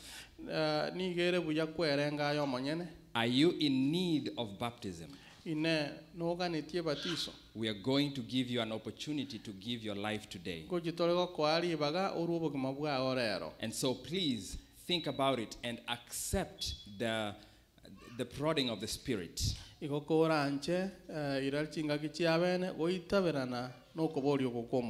As he calls you to himself. We're going to pray, and then we will dive into our subject for today. Shall we pray? Our Father, we thank you. Thank you for being with us, and thank you for this opportunity. A time has come for you to speak to us. May you deliver this word to each and every heart. In Jesus' name we pray. Amen. Amen. Excellence. What is it? What is excellence? You see, as I was searching, I looked at my dictionary. And here are some of the definitions that I was able to get. Excellence is to surpass in quality. To go beyond. To be exceptionally good. Or to be proficient in an activity or subject. Excellence is the quality of being outstanding.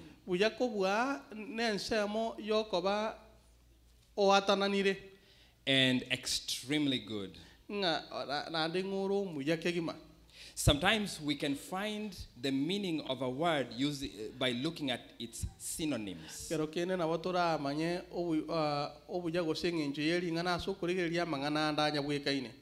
One of the words that I found as a synonym is distinction. Elimo lieri ngana li chererete ndiriange distinction igono gokora buyamono. How many of you went to school when it was 7, was it 7, 6? Barenga bale bachiete kera sabeli engoro. How many of you got a distinction? Barenga banyo ate ndege bagonge distinction. Amen. We have some in the congregation. Excellence is distinction. High quality. Superiority. Brilliance. Very good. And on. There are many, many words that I won't read all of them. And sometimes you can also know the meaning of a word by looking at its antonyms. In other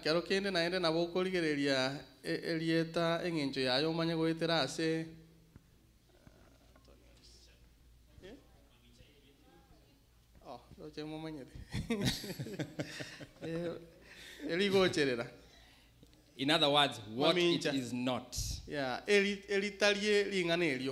And one of them is averageness. Badness. Lukewarmness. No wonder the Bible in Revelation chapter 3 says those who are lukewarm will do what? Will be spit out of his mouth. Ordinary. Inferiority.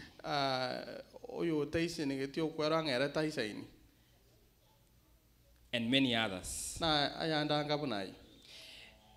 Excellence is being exceptionally good. Now, incidentally, the Bible teaches us that God is excellent. Turn with me to the book of Psalms chapter 8.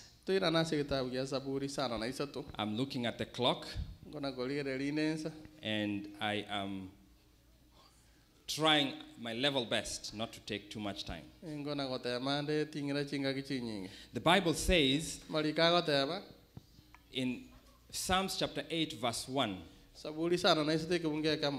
O Lord our God, how excellent is your name. How excellent is your name. Who have set your glory above the heavens. You see, when God sets out to do something, He does it excellently. He does it very well. In Genesis chapter 1, the Bible records God creating the heavens and the earth and everything that is in them. And you will see each time He creates, He stops and looks at what He has created. And He says 2 words. It is good. Let's go to Genesis chapter 1. And I will read beginning verse 3. The Bible says, then God said, let there be light. And there was light. Verse 4. And God saw the light, and that it was good. And then He went on to divide the darkness from the light. You can look at the second day. And the Bible also records Na boige Biblia goteba that God, in verse 12, nga Nyasaye kimungu gie 12. and God saw that it was good. Nga na inde Nyasaye kararanga igo bialinge buya. And if we had time, Onye nditwa wa chinga. I could take you through each and every single day. Na watwale kogenda kila rituko bene. And you will see na nororenga that God Nyasaye continues to say that it is good. He creates, he stops, he looks at it, and he concludes it is all good. And then he moves on to the next day. And so, friends, as his people, he expects us to be excellent.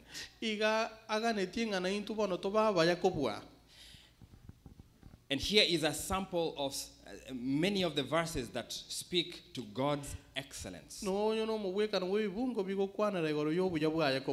And therefore, friends, reason number one for being excellent is that the God we serve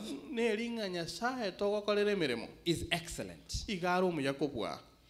In the book of Psalms chapter 36,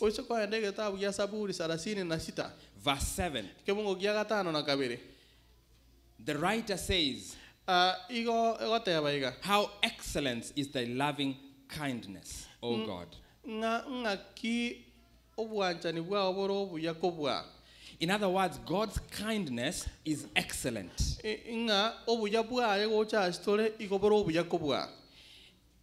In Psalms 148 verse 13, the Bible says, praise the name of the Lord, for his name alone is excellent. His name, his very name is excellent. In Isaiah, actually Psalms 150 verse 2, the writer says, praise him according to his excellent greatness. In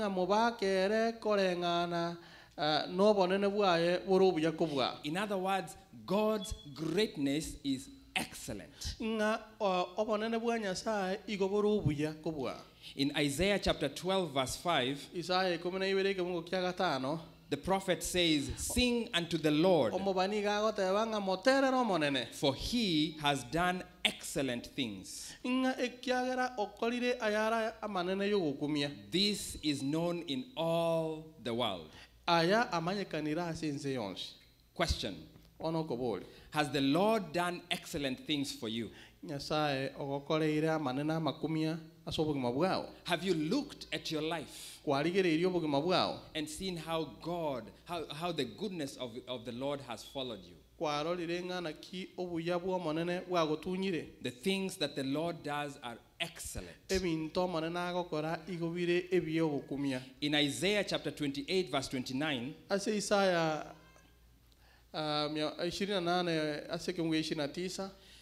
Isaiah says, the Lord of hosts, which is wonderful in counsel, is also excellent in working.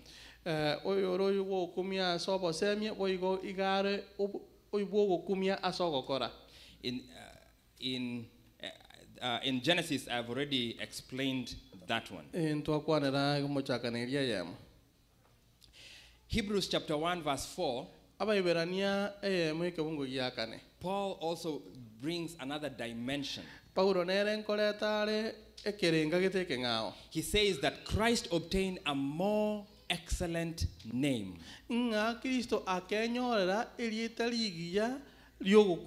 More excellent. If excellence is surpassing everything,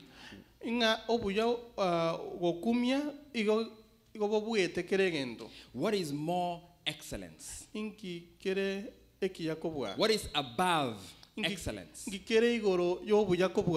is simply more excellent. Igono kotanga obuya kobwa naende kobwa. In Hebrews 8 verse 6, Asia weberanisa no naiste kongo yata no nomo. Paul says that Christ obtained a more excellent ministry. Iga paura kotebanga Kristo akenyolera obutumwa obonene obuya kobwa. Friends, God is excellent. And so he also expects us, when we do things, to do them in an excellent way. Ellen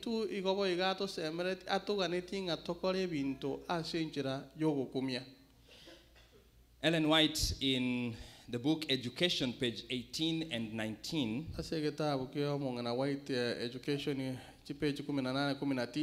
she says, higher than the highest human thought can reach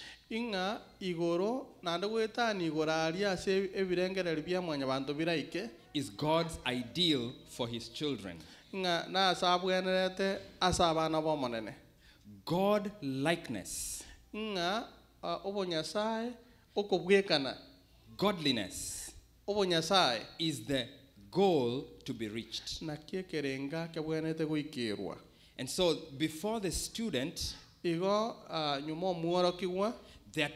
is to be opened a path of continual progress.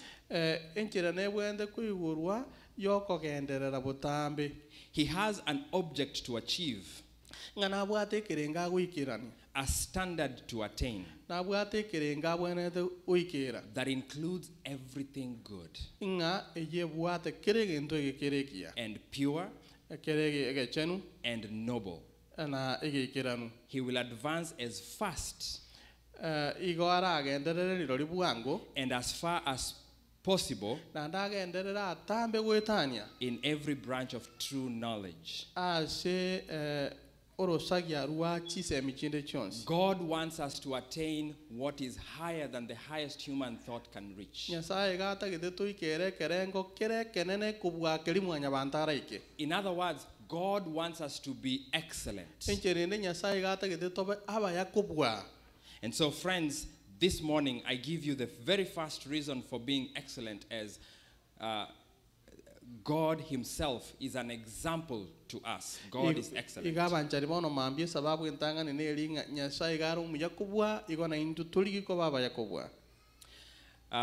Reason number 2 for being excellent is that people everywhere expect it.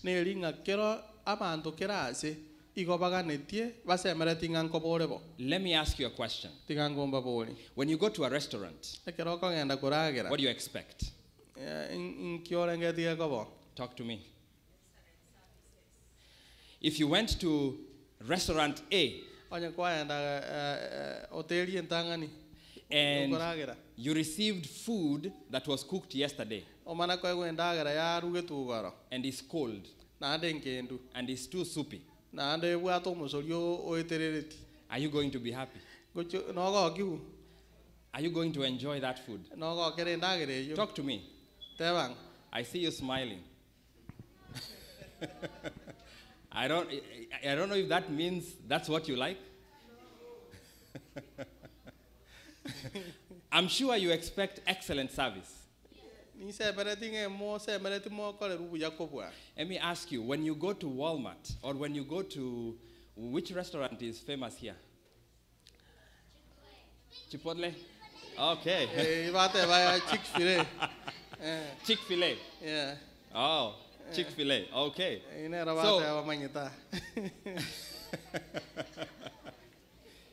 When you go to Chick-fil-A, what do you pay for? Do you pay for the food? When they ask you for, let's say, $10 for whatever food you order, what do you pay for? Good food? Okay. Condiments? Okay. The children know it very well. I venture to suggest that when you go to any store, you pay not just for that food that you're receiving. You're actually paying for love. Am I right? Okay, I see. Now, here, let me ask you a follow-up question. If you go to Chick-fil-A in Dallas, and you receive good food, but the person who gives the food to you looks at you in a sneering way and throws the food on the table, what's going to be your response?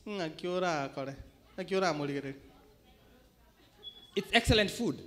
It was cooked fresh. But he has come and he looks like you don't deserve it and he throws it on the table and he goes to the back. What's your response? Are you going to come back to that restaurant?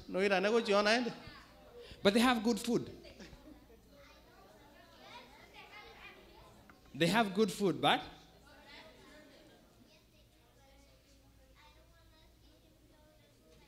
exactly.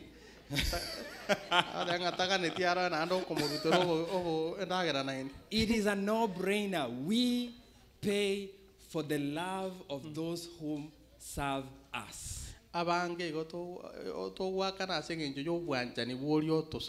It is called excellent service. You will go to the place that will treat you as a valuable human being. Am I right? And this is why when you have money, you don't just go to anywhere. I hear people say, I will go to Burlington because they have good things. And not only good things, but their service is good. In other words, what is the good service? They value you. They love you. And they treat you like a human being. And so, reason number 2 for being excellent is people everywhere expect it. Including you. You expect it. And so Jesus said, do unto others what you would want them to do unto you. I won't go to the other questions. I will move on to the next. Now, my question is this.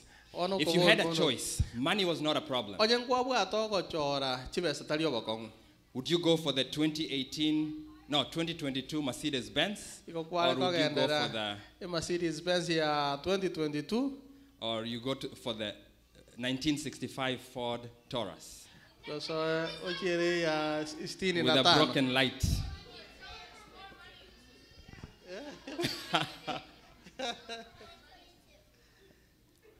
You see the choice?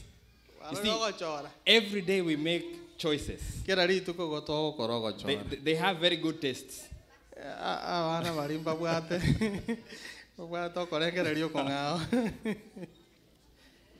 Which one will you pick?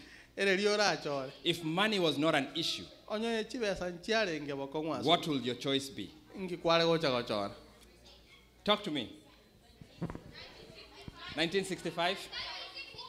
Okay.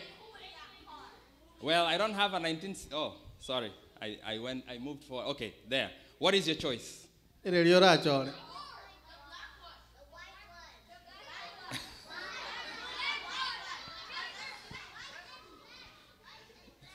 Now, both vehicles are good. But they're different. The engineers in Stuttgart, Germany, created the Mercedes-Benz in a way that it is heavy and it's very comfortable. And so many people would choose to take the Mercedes Benz over the other one. I'll give you a few choices and then we'll cross over to the next point. What's your choice?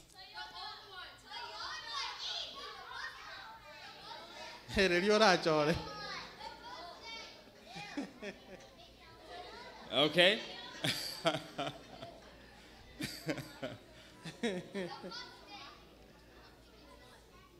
What's your choice?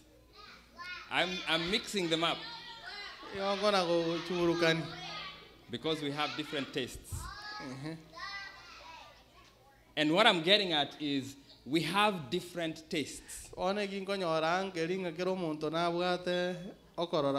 is what we consider excellent and there is what we don't want to even look at.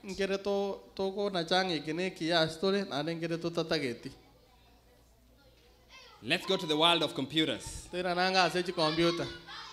What is your choice? We have a 2022 MacBook Pro. And we have a 1995 Dell. Whatever it may be. What is going to be your choice?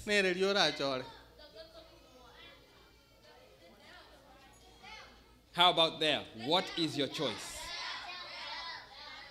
Are you going to go with the Dell or are you going to go with the MacBook Pro? Yeah, I say Dell. Okay. What are you going to pick? Both of them are Dell. Johnson Dell.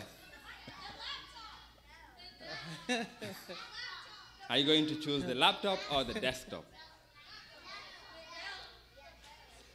This was a little exercise to keep you, to show you that we all make choices every day.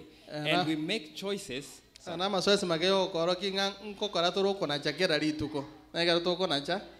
We tend to choose what is best at the moment, but sometimes our finances interfere with our choice.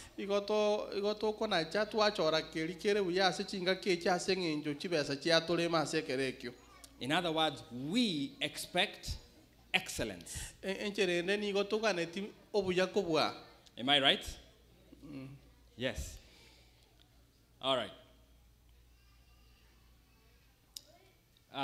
The next point, the next reason for excellence, and I won't spend too much time here, is that people respect and reward excellence.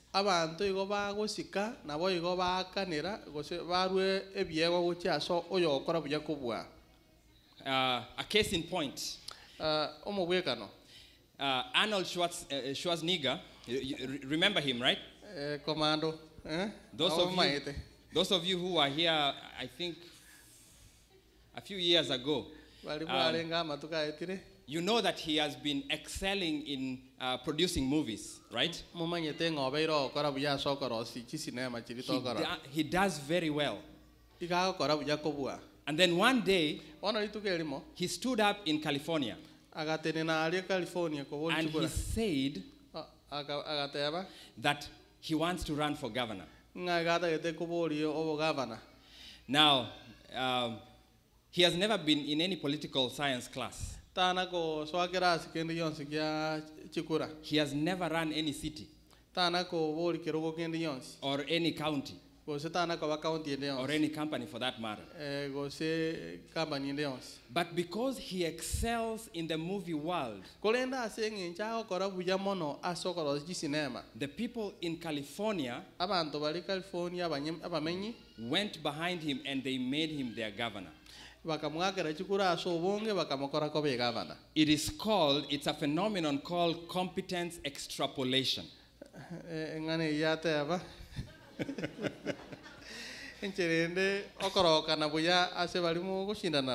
It's called competence extrapolation, the belief that possessing excellent knowledge in one field of study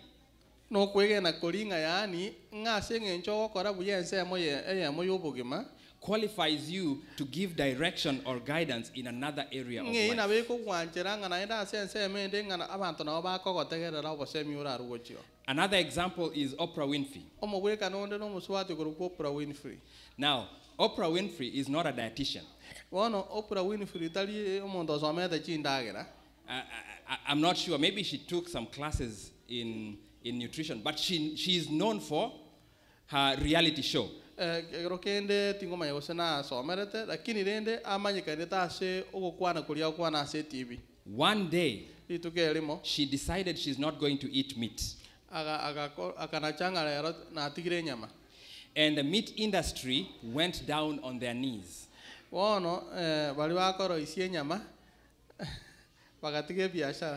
Because America refused to eat meat.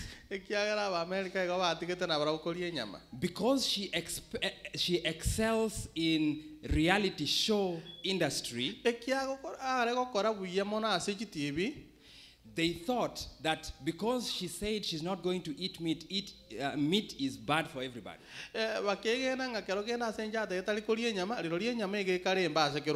And so they begged her to get back to eating meat. Because their sales were plummeting.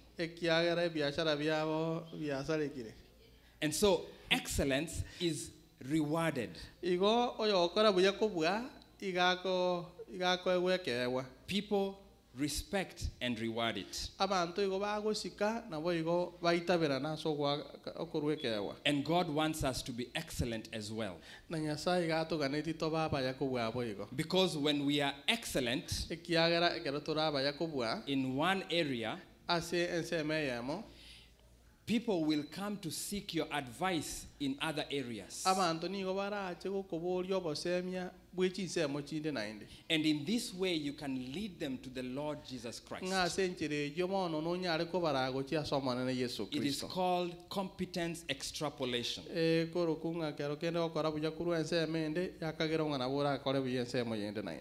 The next reason,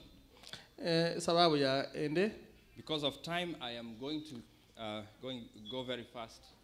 The clicker is not working. Could you go to the next slide? Reason number 4 is that God demands it.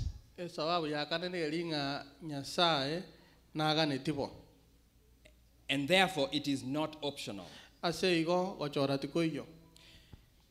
God required Moses to make a sanctuary, and he gave every single explanation of what should be in the sanctuary.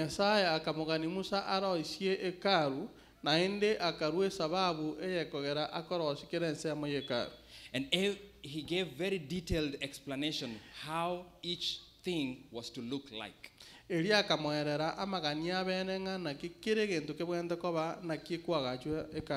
have the verses up there. You can write them down, or I can give you the notes later.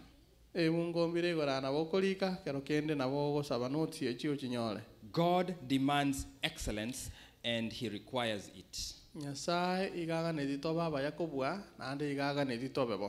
Reason number 5 is so that we can shun the prevailing culture of mediocrity.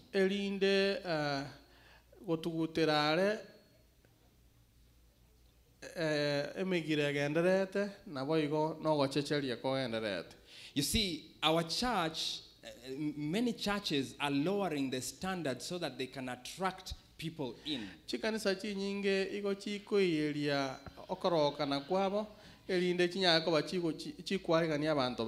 This is misguided because people expect excellence. And people go around looking for excellence. And so when we are lowering standards, we are actually turning people away. Reason number 6 is that excellence is a strategic asset.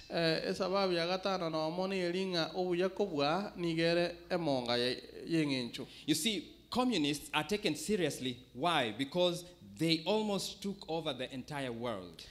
abantu bali bagotaya ng'a kere egento ne ekia abanto bonsi igo bamacheti kobua abantu bakabancha mono ase eng'encho banyarete koba bagokwana n'ense engima. Today, Muslim extremists are deeply respected, not in the sense that they are awed, but they are feared. We fear them so much. N'abantu igo bairogete ekiombe kia abaisilamu nkero orogeetereti ase emigiro yabo ase eng'encho abantu baboboete mono. Because although they are totally misguided, they plan meticulously and give their all to what they decide to do.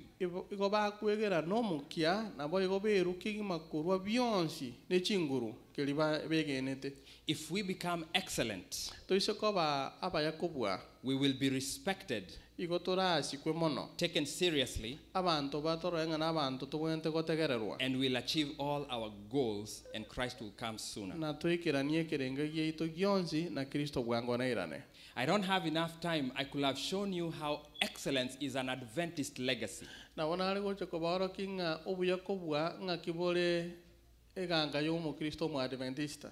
could have also shown you how excellence is the best way to attract and keep the youth as well as the adults.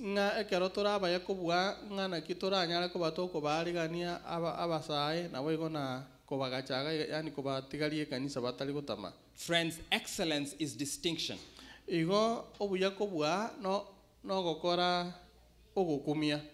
And mediocrity is extinction.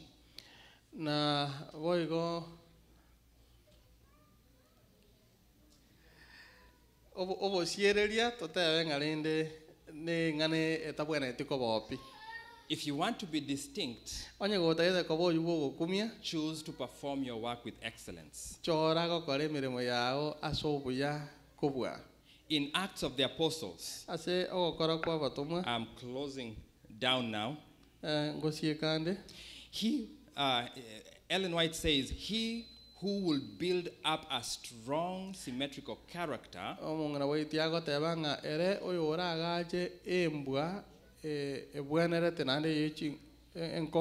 he who will be a well-balanced Christian must give all and do all for Christ. For the Redeemer will not accept divided service.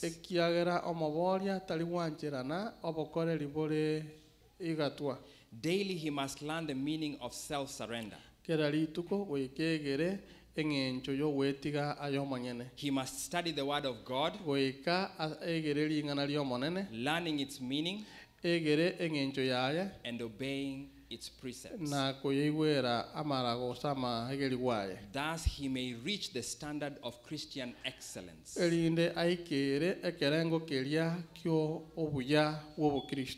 Friends, I want to invite you to Christ.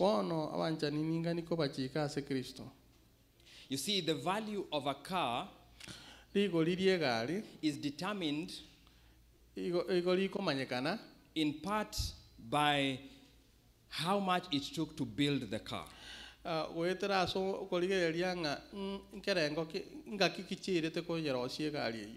But also how many cars were made in that year. Let's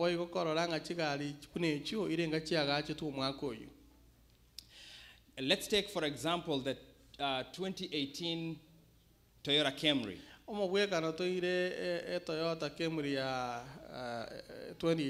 In 2018, Toyota made more than 350,000 vehicles.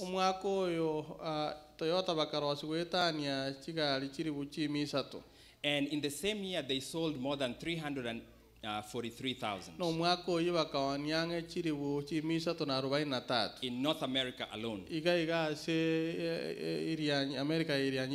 The price tag was around $23,000, depending on the features you wanted on the vehicle.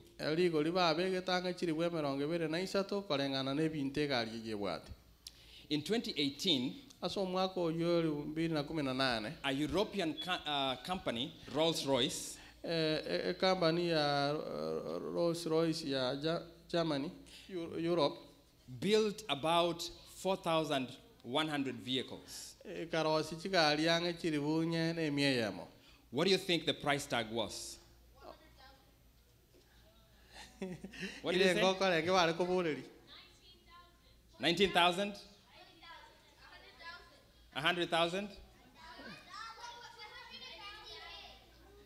Now, my friends, 5,000 people ordered this vehicle.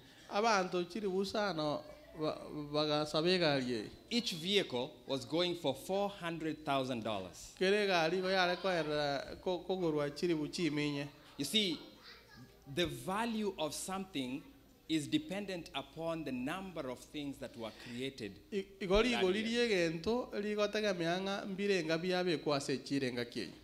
In the same year 2018, someone bought this vehicle. It's a 1963 Ferrari 250. Ferrari. Ferrari 260. Yeah. Who can guess the price tag? What did the person pay for it?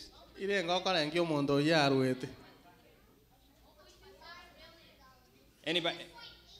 Huh? 1.27 million? 7.8 million, okay.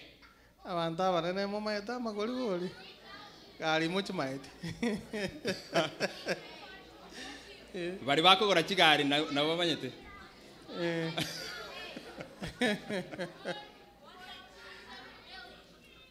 Who can guess what the price tag was?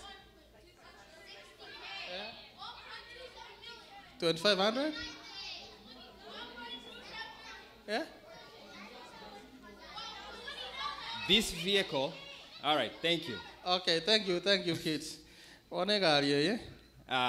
David McNeil, the owner of WeatherTech, the company that makes vehicle accessories, he bought this 1963 Ferrari. Ferrari 1963.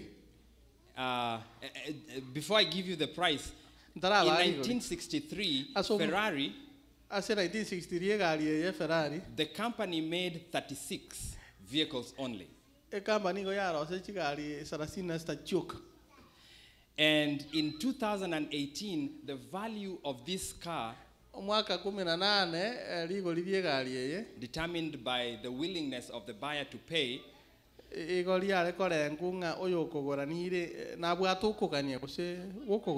David paid $70 million for this vehicle. David yagakana 70 million yasekaliye. Million is avini. I can see your mouths open.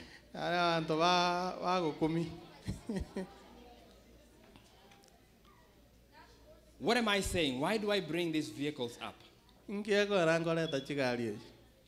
Friends, the value of something depends on how many things are available in the market.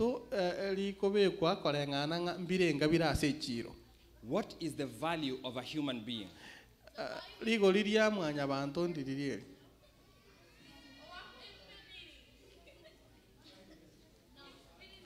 You may say that there are 7 billion human beings, and so the value might not be that much.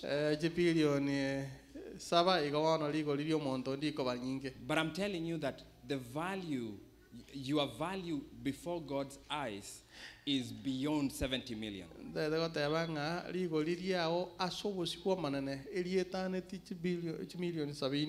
Because you are the only you that exists in the entire universe.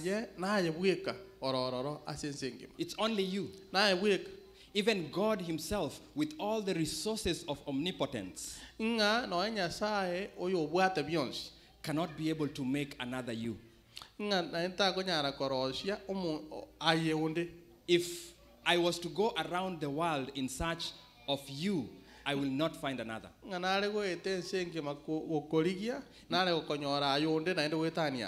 I may find, if you have a twin, by the way, do you think twins are the same product?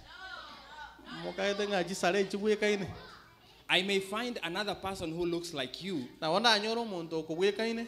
but it's not you. Kolende taliae.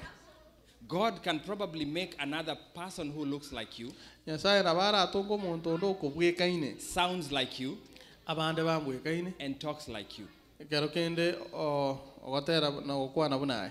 But there are two people who will know that that is not you. Kolena bantu mbabere baramanya ngo italiae. That will be God and you. Era benga Nyasaye naye. And so, friends, God values us because we are unique. Each one of us is very unique. Ego Nyasaye igatu bareto ko babeli goli ekiagera tole to bauti. He wants us to accept him. Igata gete to moita berane. He wants to take us to heaven. Igata gete go to ira igoro. And friends, this is an important decision that we must make. Igabanchani okona ko kona chakwa bene to mwenta kokora. If you perish, onye ko gosira, God will miss you a lot. Nyasaye igara akureme mono. Because there is no place he will get you. Ekiagera seta yonandara akurushi. God loves you. Nyasaye na wanjete. And he wants you to come to him. Na igako ganeti uchasara. I want to invite you. If you have not been baptized, if you have not made that decision to accept Jesus, I want to ask you to rise up and come so that you can be prepared for baptism. If you want to receive Bible studies, the time has come. You need to know your God. Come. We're going to sing a song here, and we will give you time to come. Please rise up and come. I ask the entire church to stand up as we sing. Now I'm coming home. Choristers can lead us there. I've wandered far away from God. Now I'm coming home.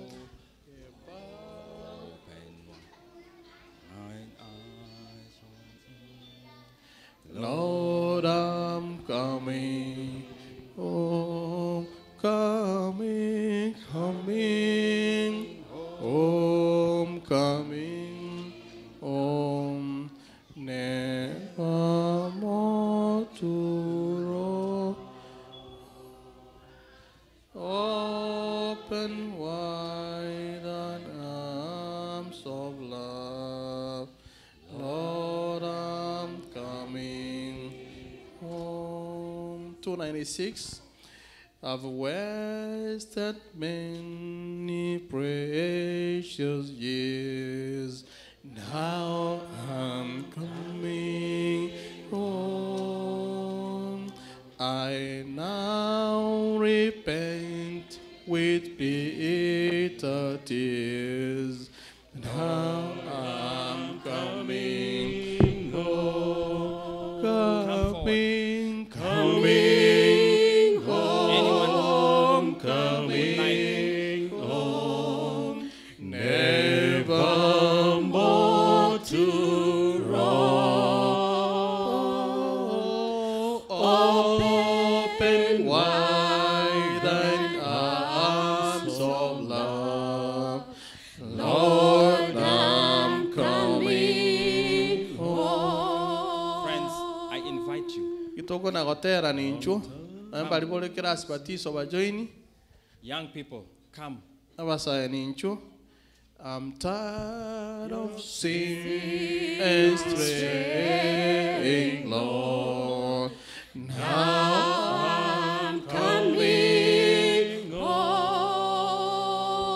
I trust thy love, believe thy word. Lord, I'm coming home. Coming home, coming home, never more to roam. Open wide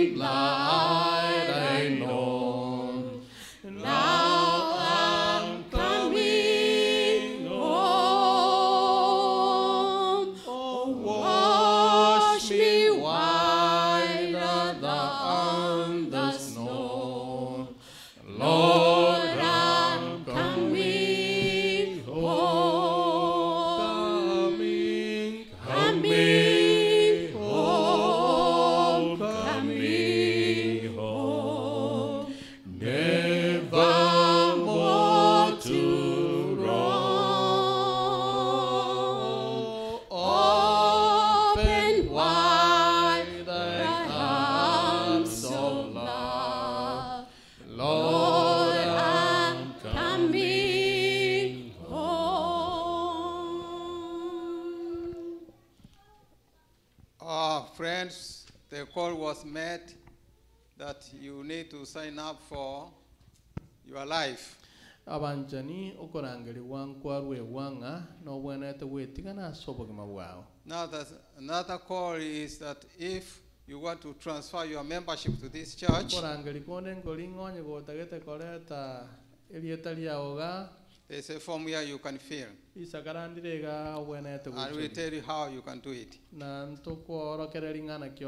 And if you have never, or if you have missed the Holy Communion for some time now,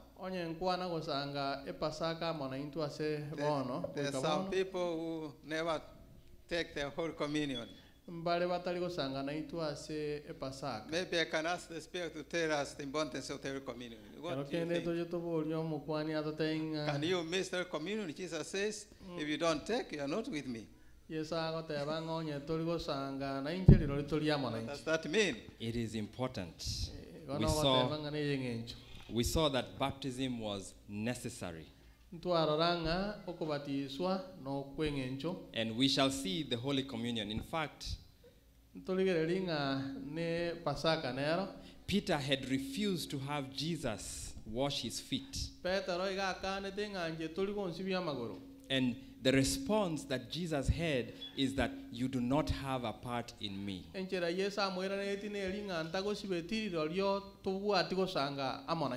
Friends, the Holy Communion is also important and necessary. This reminds us of the death of Christ. And it is our connection to him. Jesus said that he will not partake of it until in heaven when all of us are there. And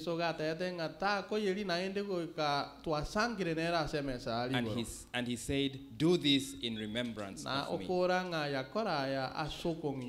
So refusing to take the Holy Communion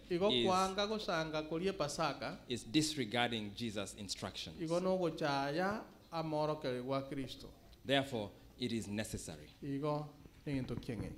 It is time now we want to pray for those who want to make decision for Christ. So it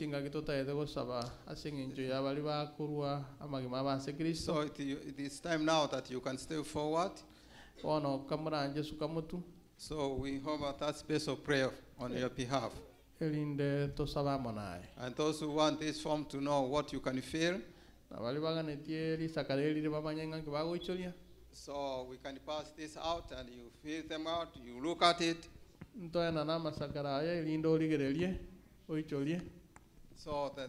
So you make your decision. Okay, pass this forms. When the trumpet of the Lord shall sound.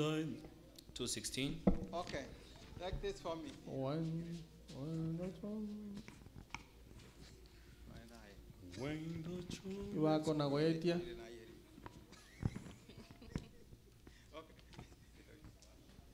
Okay, so forms are being passed. Whoever wants, just take one.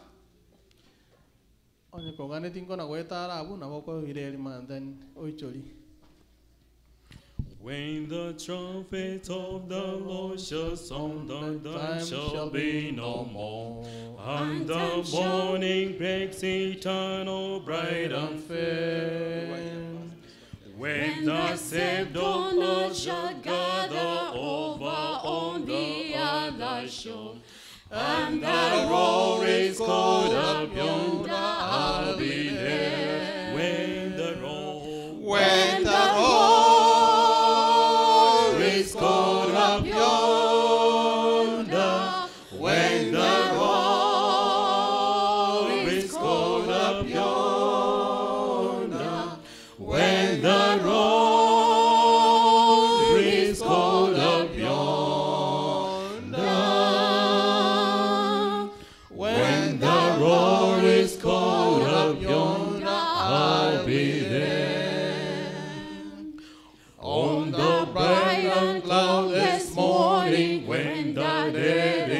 Christ shall rise, and the glory of his resurrection share.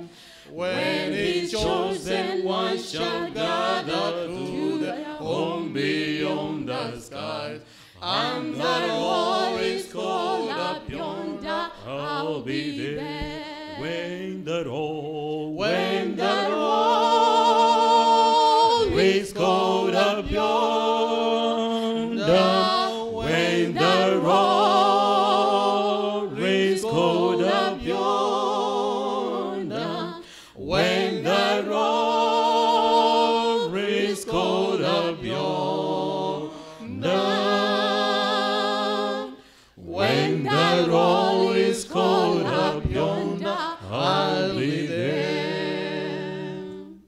Let us labor for the Master from the dawn till setting sun. Let us talk of all his wondrous love and care. Then when all of life is over and the work on earth is done, and that all is called up yonder, I'll be there. When the roll is called up yonder, when the roll is called up yonder, when the roll is called up yonder, when the roll is called up yonder, I'll be there. Gakorangera maleta, gakorangera maleta, gakorangera maleta, gakorangera maleta nimbeo. My friends, Jesus' call is still open. Anytime you make up your mind, pastor is here, your elders are here, come, make that decision. Do not be left behind. Jesus is coming soon, and may he find that we are all ready. Let us close our eyes, bow down our heads as we pray. Our Father and our Lord, we thank you. We thank you for what you have taught us this wonderful morning. Father, you have shown us how excellent you are. Lord, we know that Jesus is coming soon, and we, your people, have not done the work that we need to do yet, and this is what is holding you back, dear Father. Lord, we pray that you may help us to learn to be excellent, dear Father in heaven. May you teach us how we are supposed to live our lives on this earth. There are many of us, dear Father, who continue to come and listen to many and many sermons, dear Father. We continue to come and we continue to hear your word. But Father, we are tarrying in making a decision for you. Our Lord, we ask you in a special way that you may quicken our hearts so that we may make that decision, dear Father, to be baptized. And not only that, but Father, to continue learning more of you and continue preparing ourselves for your second coming. Our Lord, this afternoon, we surrender our lives to you. There are those in our midst who are not feeling well, dear Father. We did not make a call for those who are have infirmities, dear Father. But I believe that there are some in our midst who have infirmities. They feel pain in their back, pain in the head, pain everywhere, dear Father. I pray, Lord, that just as the centurion came to Jesus and says, my servant is sick and about to die, but if you say a word, he shall be healed, for I am not worthy to have you under my roof. Our Father, Jesus marveled at the faith that the centurion had, dear Father. And Jesus spoke healing long distance healing to the servant of the centurion. Our Father, you are able to speak healing to those who are sick in our midst this morning. Our Father, you are able to touch those who are sick this morning, and they will be healed, dear Father. And we ask you to move in a mighty way in this congregation this morning. Our Father, we surrender all who have other problems. There are some who may have financial problems, dear Father. They have made decisions that have rendered them financially bankrupt, dear Father. They continue to make wrong decisions. Father, I pray that you may teach them how to handle their finances so that they may not become financially bankrupt, oh Father. I pray for families. Among us are families who may not be reading from the same script, dear Father, so to speak. Our Lord, for different reasons, life in America has not been very good to families. I have watched families that were together back in Kenya, very strong Christians, come here and fall apart, dear Father. Our Lord, I want to place all our families before you, and I ask you in a special way that you may help us to learn how to love one another. You see, we have grown to love power and to love associating ourselves with those in power. We have grown to love wealth and associating ourselves with those who have wealth. We have grown to love fame and associate ourselves with those who have fame. But Father, we need to learn how to grow, how to associate ourselves with your love. For your love is more supreme than power. Your love is more supreme than wealth. Your love is more supreme than fame, O Father in heaven. Our Lord, may you help us to love you. May you help us to respond to your call when you call us. When we hear your calling, Father, may you help us to respond to it. Father, we pray that you may continue to take care of us and forgive us our sins, O Lord. In the name of Jesus Christ we pray. Amen. Amen. Those who took these forms and all of visitors, let us meet in that room next to the kitchen. Across the kitchen, let us meet there. Our visitors who are here, the conference room, let us meet there, and we shake each other's hands. Thank you.